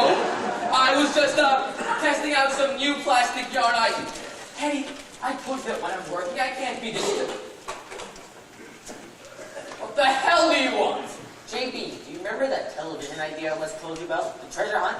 I told you when I thought about that treasure hunt. I just wanted to remind you that you didn't like it. What? Darling, I've told you that during working hours, I can't be disturbed. I did not intend to embarrass you. I just came for a business purpose. Business? I was to tender you with my resignation. Your resignation? What are you going to do? I'm going to Los Angeles. I've been offered a very suitable position there. Los Angeles? Hetty, you can't. Tell me, what is this all about? I just got a letter from a girlfriend. She's working for one of those big cosmetic firms out there. She demonstrates skin creams. Skin creams? In all those big, glamorous department stores. And she can get me a job. Hetty, that's undignified. You can't go walking around demonstrating some fake goo. It is not fake. It's a very fine skin cream called Dermoblast. Do you know what it's made from? Please, don't tell me. It's made from shark belly jelly. I was afraid of that. Hey, you said you wanted a career. What kind of future is there in shark belly jelly? More than there is around here. Not a single guy will hire me for a secretary. It's like I have an extremely tropical disease. Hetty, if you could just be patient. No, I've made up my mind. Bon voyage. All right, dear. Well, good luck. Huh? I'll manage somehow. Only how will I spend those lonely nights? You could stay home. Home? I can't stay home. I'm a married man. Oh, you know, right? Hetty, I can't live without you. You need that? Of course I do. I know I seem to have everything. Old rich J.B. Bigley, old money bags. My whole day is spent talking money. But what does it mean? Nothing. Hetty, nothing means anything without you. Now wait a minute. Don't start getting sincere. That's not fair. Where will I find the treasure?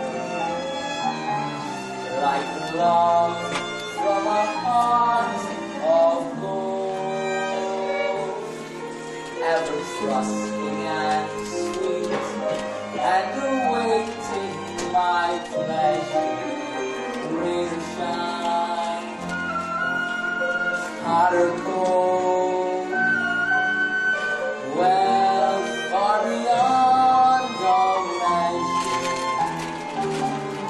maybe here in my hands I hold.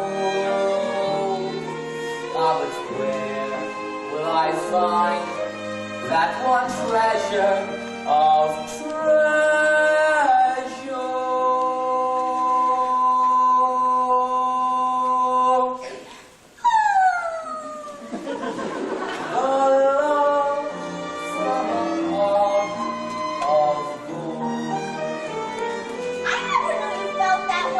Nobody knows it, but I'm extremely emotional. God damn it, so am I!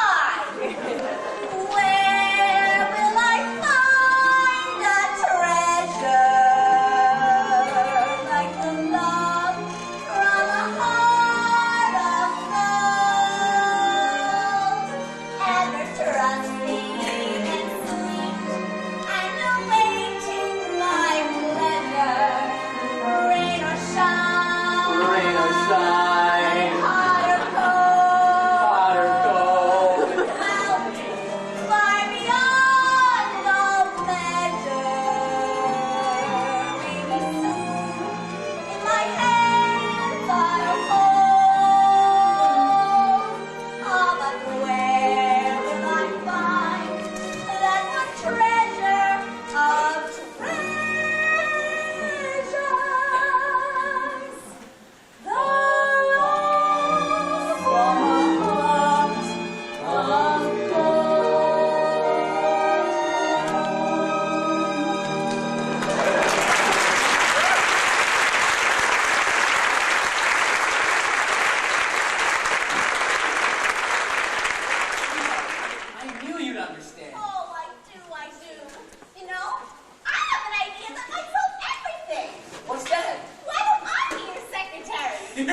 of your mind. I mean, I have Miss Jones. I could assist Miss Jones. I could learn a lot from her. You don't want me for your secretary? No, Hetty, it's not that. If you could just be patient. All right, dear. I'll be patient. I'll give you 24 hours. After that, it's goodbye ribbons, hello thermoblast. But Hetty... Hey, Pinchy. I should be very angry with you, cutie pie. Oh, hi, Hetty. Where's Miss Jones? I need to speak with Mr. Bigley. He is not doing anything. You can go in. Say, Hetty, are you quitting? Unless I hear otherwise to the contrary. Maybe we can help each other out. Good. Let's bust out together. I've got a different idea. We need to go somewhere where we can talk alone. Let's go to my place. This is business. Okay. Then let's go to your place. Look, tell you what. Take me out and buy me lunch. What about 1 o'clock? Meet you downstairs. Well, I really have to. Do you want to talk or don't you? Okay, but we better meet around the corner. Gotcha, cutie. Chicken.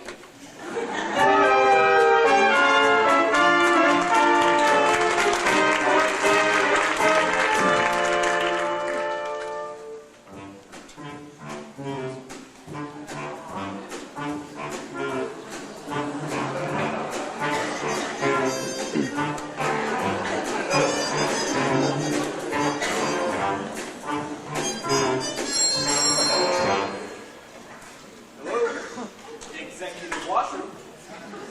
Yeah, I'm down here. What? The meeting? It's at 4:30. Come on down.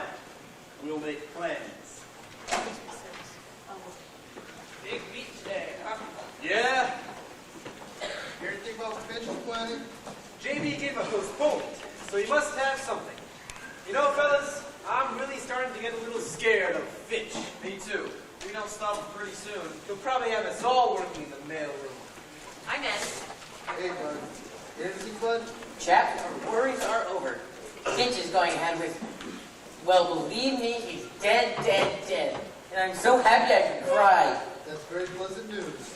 I don't know, fellas. Finch has a way of bouncing. I wouldn't believe he was dead if I read his obituary.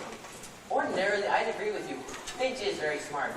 But remember that he's now in advertising, and that does something to men's brains. Uh-oh. Has anybody seen my wild whipped cream oil? Hi, men. All set for the big meeting? Could be. Wish me luck, men. Good luck.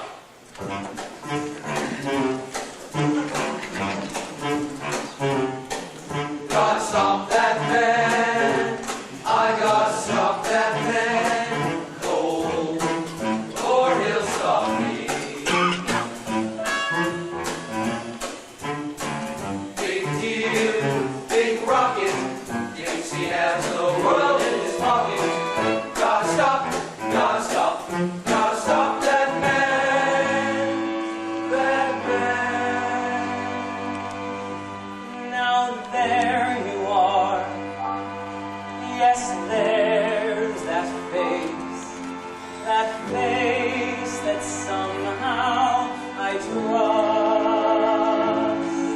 It may embarrass you to hear me say it, but say it I must. You have the cool, clear eyes of a seeker of wisdom and truth.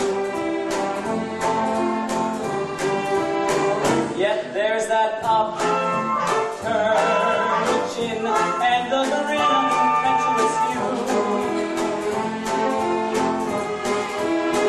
Oh, I believe in you. I believe in you.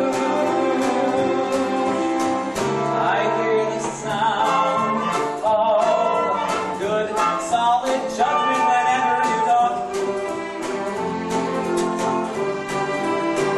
Yet there's the bold, brave spring of the tiger that quickens your walk. Oh, I believe in you. I believe in you. And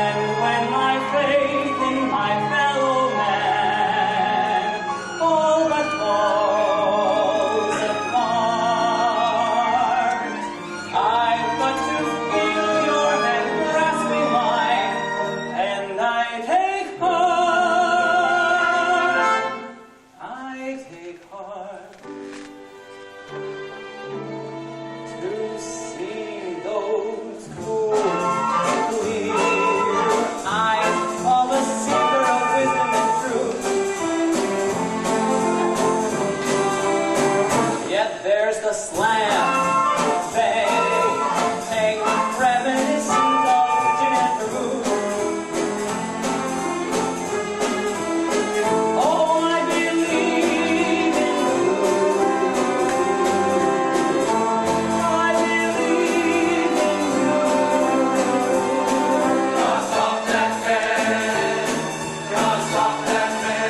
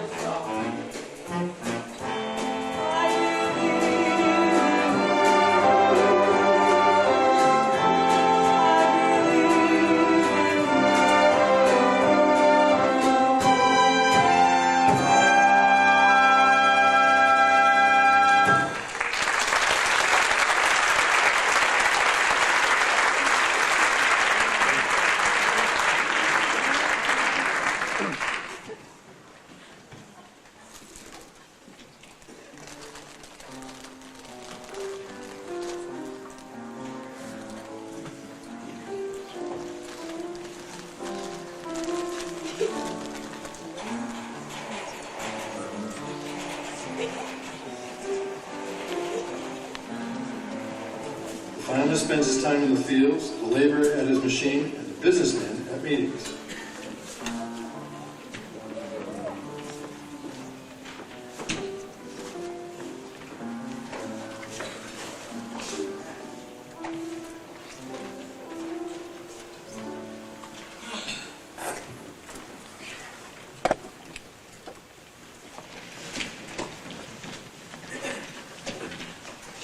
Gentlemen, where's Finch? Not here yet, sir. Well, we'll go on without him. We've got a lot of business to catch up on before we get to Finch's presentation. Right! Yes, JB. That stuff you recommended for my crabgrass doesn't work at all. I can't understand it, JB. It worked beautifully on my lawn. Well, my lawn's a mess. Better come up with something new. Right, JB. We don't have any trouble with crabgrass at our place. Well, what do you use? Cement. Sorry, JB. Just a little joke. Gentlemen, you'll have to excuse my nephew. It's a combination of high spirits, youth, and extreme stupidity. Now, let's see what else we have on the agenda. Yes? Right. Send him in. It's Finch. Gentlemen, I'm about to present to you my new approach to wicked advertising. It is based on an idea which, in my humble opinion, is brilliant. Sounds promising, Finch. Proceed. What the hell is that? A picture of Mount Vesuvius in eruption. This shows you the kind of impact our new television program is going to have. And now, JB, the type of national publicity you can look forward to. Oh, God! The cover of Time. The cover of Newsweek. And finally, JB, the call for a year. Very interesting. Now, this is a map of the potential wicked market divided into social, economic, and geographic groups. This shows how we make deep penetration and overwhelming saturation in areas where resistance has long been peakiest. I'm just thinking. This is a sales chart of the past fiscal year. It shows the decline from normal regularity. Down, down, down. And gentlemen, this is what's going to happen when things finally turn around and start going up, up, up.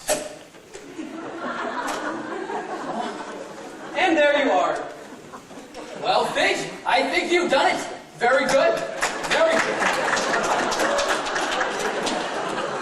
JB, may I ask a question? Yes, Bud. What is his idea? You heard. A television program that will give us deep penetration and deep reaction. Very good. Don't you agree, man? Yeah, JB.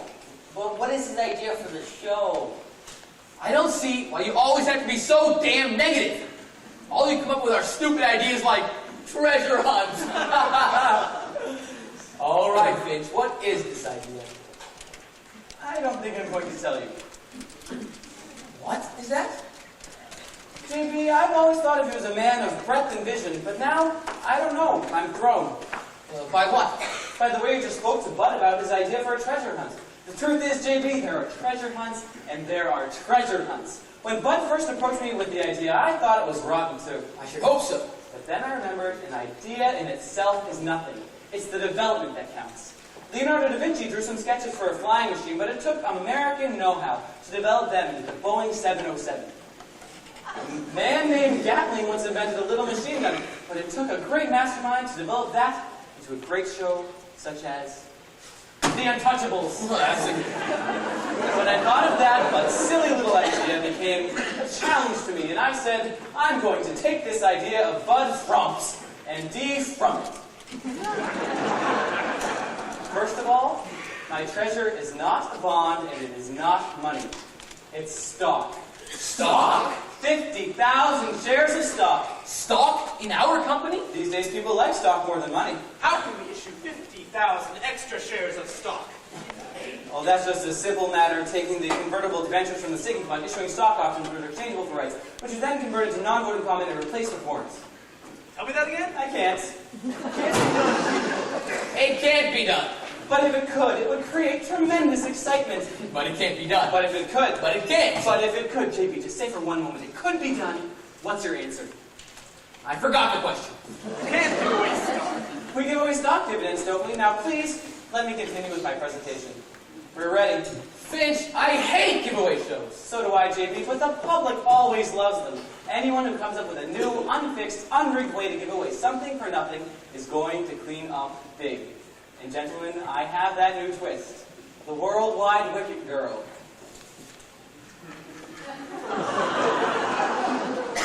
What is this? This is the secret ingredient, the thing that will take the country by storm. I'm combining greed and sex. Can't miss. Now go ahead, Eddie.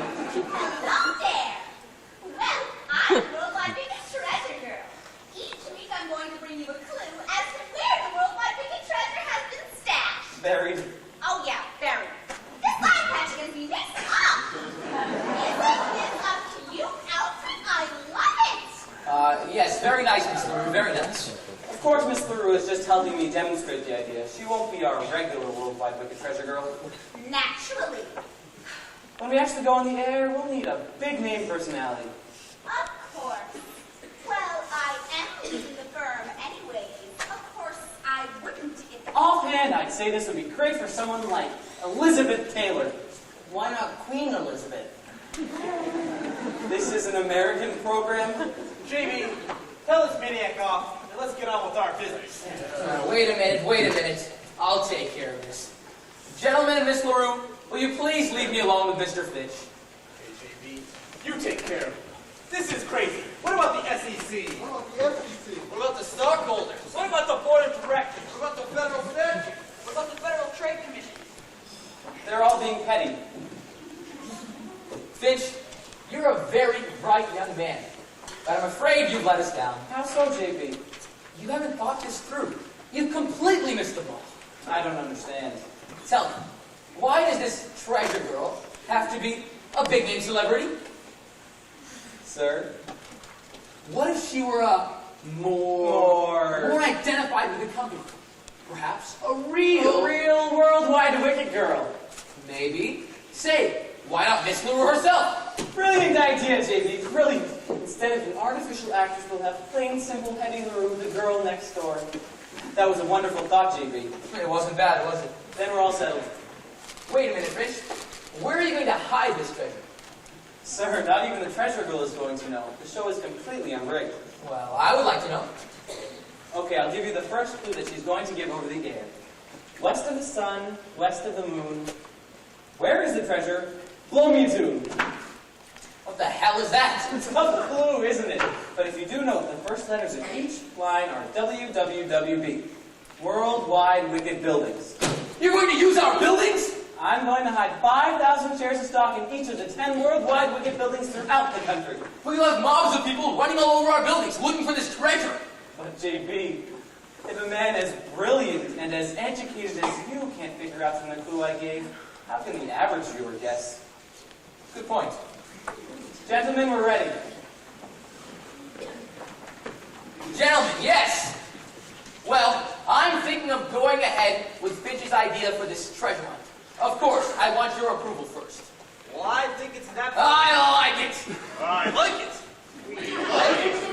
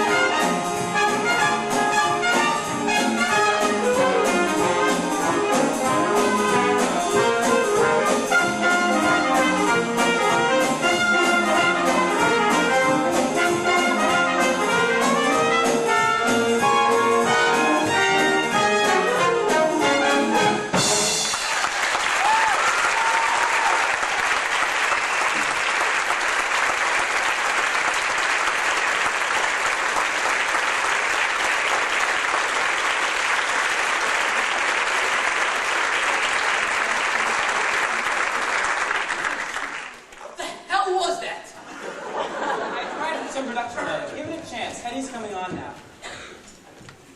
And now, for the moment you've all been waiting for, the worldwide Wicked Treasure Girl! It's beginning to get to me. I'm beginning to wonder where the treasure is myself. Yeah, where is it from? No, nobody in the whole world knows except JB and myself. Right, JB? Right, Monty. Watch pro. Hello there! Well, I have run through you the first clue. In 10 different places in this great country is buried 5,000 shares of stock, making a total of 50,000 shares. Ooh! And now, the first clue. The first clue. The first clue is west of the sun. One moment, Treasure Girl. This Wicket is carrying a Bible.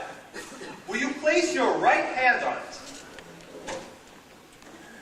Miss LaRue, do you swear that there has been no fixing or ringing in connection with this show? And that the clue you are about to give is the truth, the whole truth, free from any trickery, chicanery, or dishonesty? Is this a real Bible? Why, of course, Miss LaRue. What's wrong with her? She looks surprised. She is. Hetty didn't know about this part. I wanted it to be completely spontaneous and unrehearsed. That can be very dangerous. I think it's very effective. Do you swear to that, Miss LaRue? I do. And secondly, Miss LaRue, do you swear that you yourself do not know where the treasure is hidden? Do you swear to that, Miss LaRue? Miss LaRue? You see, we're going to get in trouble. Why? She doesn't know where it's hidden. You and I are the only ones who know. She doesn't know.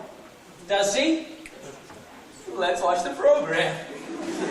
Miss LaRue, do you swear that you do not actually know where the treasure is hidden? Look, I do not wish to take a bum rap. I will not swear false witness to perjury. I do know where the treasure is hidden. I found out last night. Oh? The treasure is hidden in all the worldwide Wicked buildings right now. The first clue.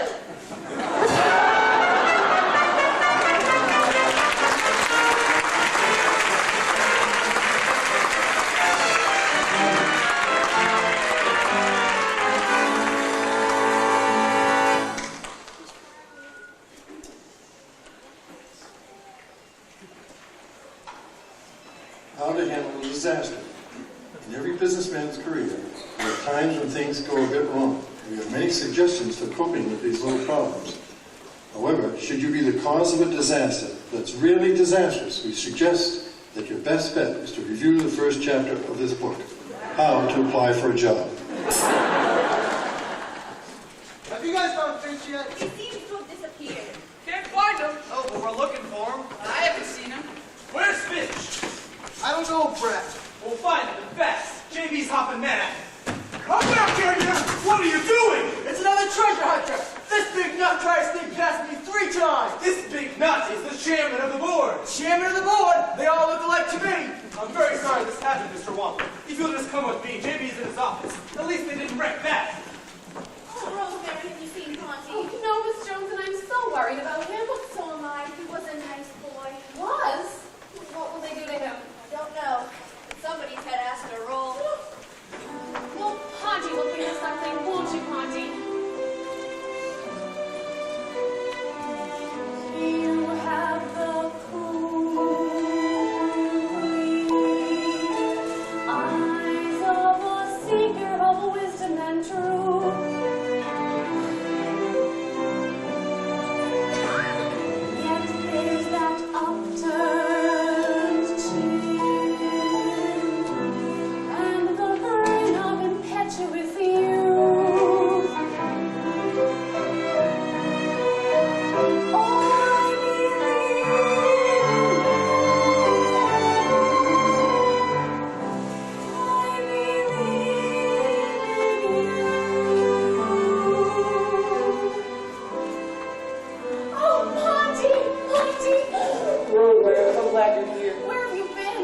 walking the streets, thinking.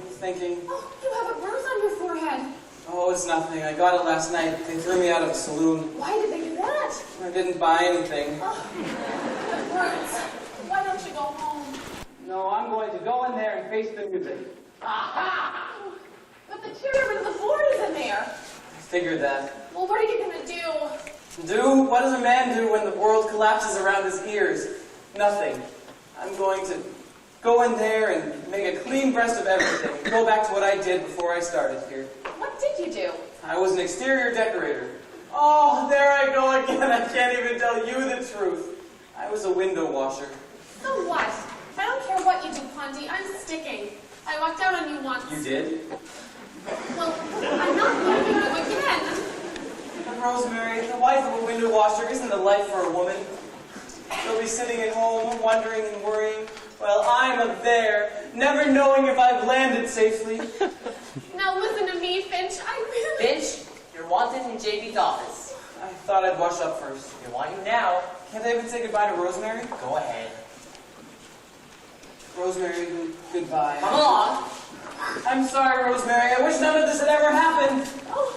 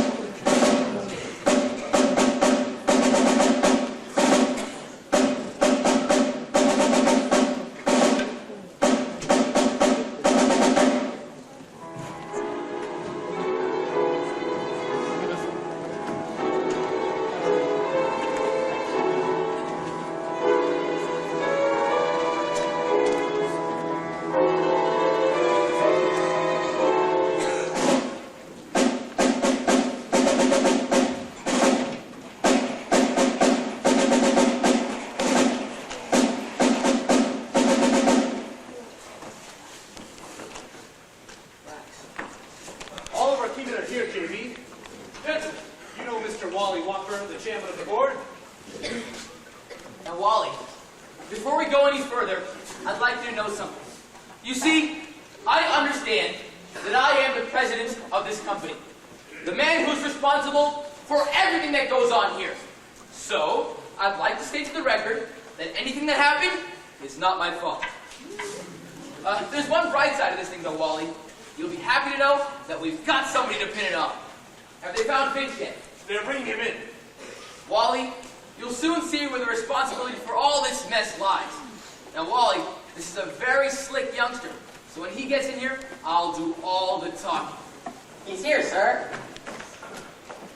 Mr. Bigley, I'm really... No, none of that, Finch. Oh, by the way, you have met Mr. Wampin, the chairman of the board. Mr. Wamper, how do you do? No speeches, Finch, no speeches. This is a very simple procedure. All we want you to do is sign a letter of resignation in which you accept the blame for everything that's happened. Okay, sir, I'd be glad to. Huh? I said I'll do what you said. What? But you sure this isn't one of your tricks? No, sir, I'm through with all that. You see, this firm has been pretty good to me. I'm going to resign, take the blame for what's happening, go back to what I did before I came here. What did you do, Finch? I was a window washer. No kidding! I started as a window washer myself. You did? What the hell do you think I was? A rail splitter? College man. So, you were a window washer. Yep, Mr. Wamper. Call me Wally. Okay, Wally. Now, tell me, Finch. Call me Ponty. Okay, Ponty. Boy, it's been a long time since I had someone around here I could, talk to. Now, how'd you happen to get into this business? Well, sir, I had a book. Yeah? Me too. It was about how to succeed in business. Huh. My book was more useful. I booked bets for all the other window washers. I cleaned up a bundle. You should have stood in that business. 8 buildings wrecked, their stock is down 5 points. With the laughing stock of the industry. I know, Wally, it's ghastly. Ponty, how'd this happen? I mean, I could see a college man pulling a bundle like this, but not no window washer. Now, about this idea of yours. Now, wait a minute, Wally. There's one thing I won't do, it's take credit for another man's idea. Especially when that man is the boss's nephew. You never told me you hired your nephew. Nephew? Oh, nephew. No, he's not my nephew. He's my wife's nephew. Right, now, Wally, this may seem like nepotism, but it isn't. I don't show him any favoritism. In fact, I hate him. But you love his ideas. No, when he first brought me the idea, I told him it was a lousy idea. And when Finch brought it to me, I thought it was a lousy idea too. And I told him it was a lousy idea. Then why did you buy it? You sound like a good idea. Now, what about these treasure hunter and treasure girls? Oh, no. Finch messed it all up. He can't deny that the idea of the treasure girl wasn't his. Yeah, right, JB. Yes, sir, it was mine. And not a bad one. But who the hell picked that bubble-headed tomato? This is a very nice girl, Wally. In fact, you ought to meet her. Well, I intend to.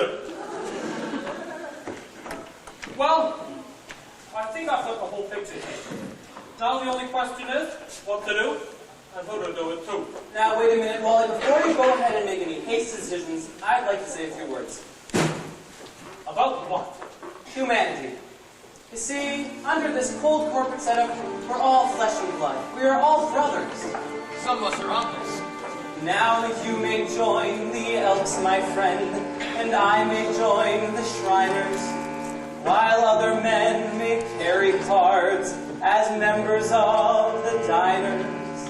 Still others wear a golden key or small Greek letter pin. But I have learned there's one great club that all of us are in.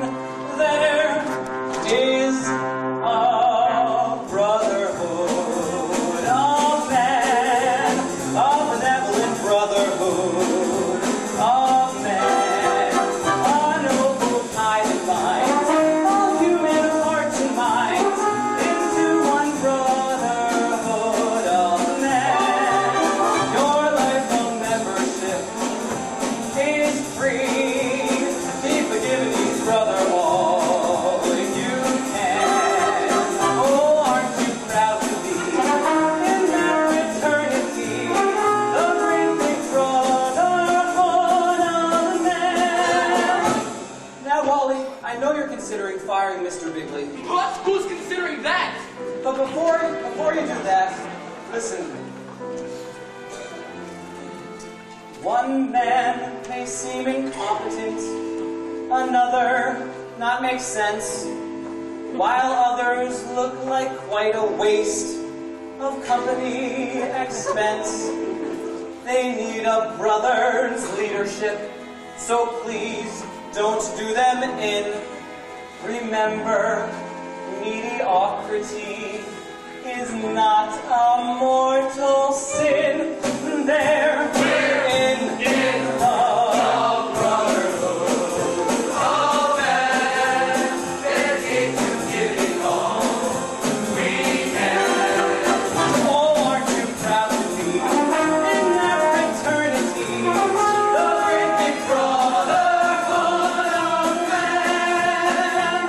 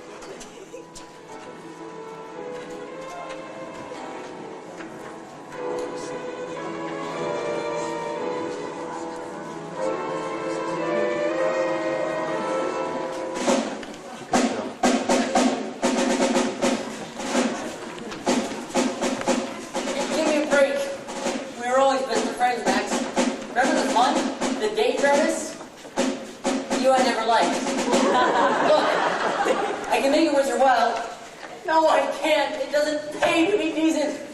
Well, I'm not gonna go. No, you can't make me. I'm just a boy and I'll get sick.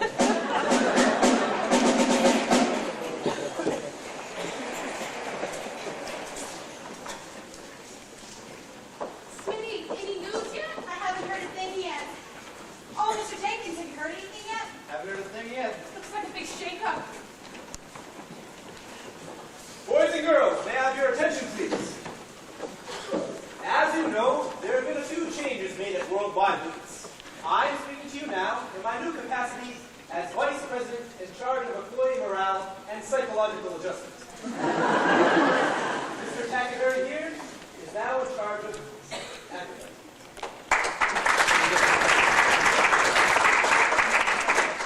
And now, I would like you to hear a few words from our hard-driving, hard-working president, Mr. J.B. Bigley.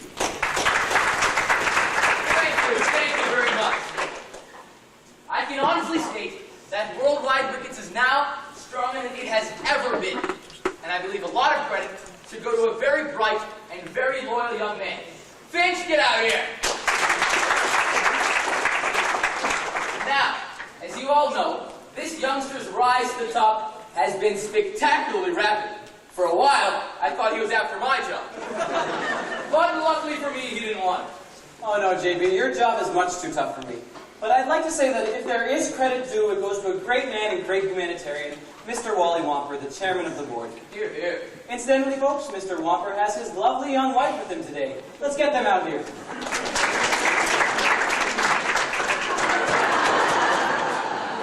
Mr. Wamper told me that he doesn't feel like making any speeches today. He's still a newlywed. But I have a surprise announcement to make about him. After many long, dedicated years to the Worldwide Wicket family, Mr. Wamper is going to retire and take his wife on a beautiful cruise around the world. Sweetie, what a surprise! You didn't tell me.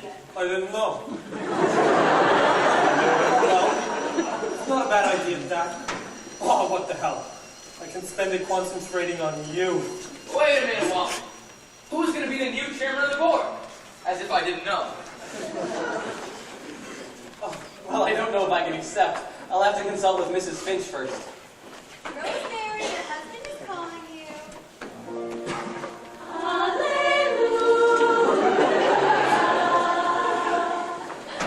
Rosemary, I've got a big decision to make. They want to make me chairman of the board. What do you think? Darling, I don't care if you're chairman of the board or working in the mailroom or president of the United States. I love you. Say that again. I love you. No, before that. Miss Jones, take a wire to the White House. Watch out.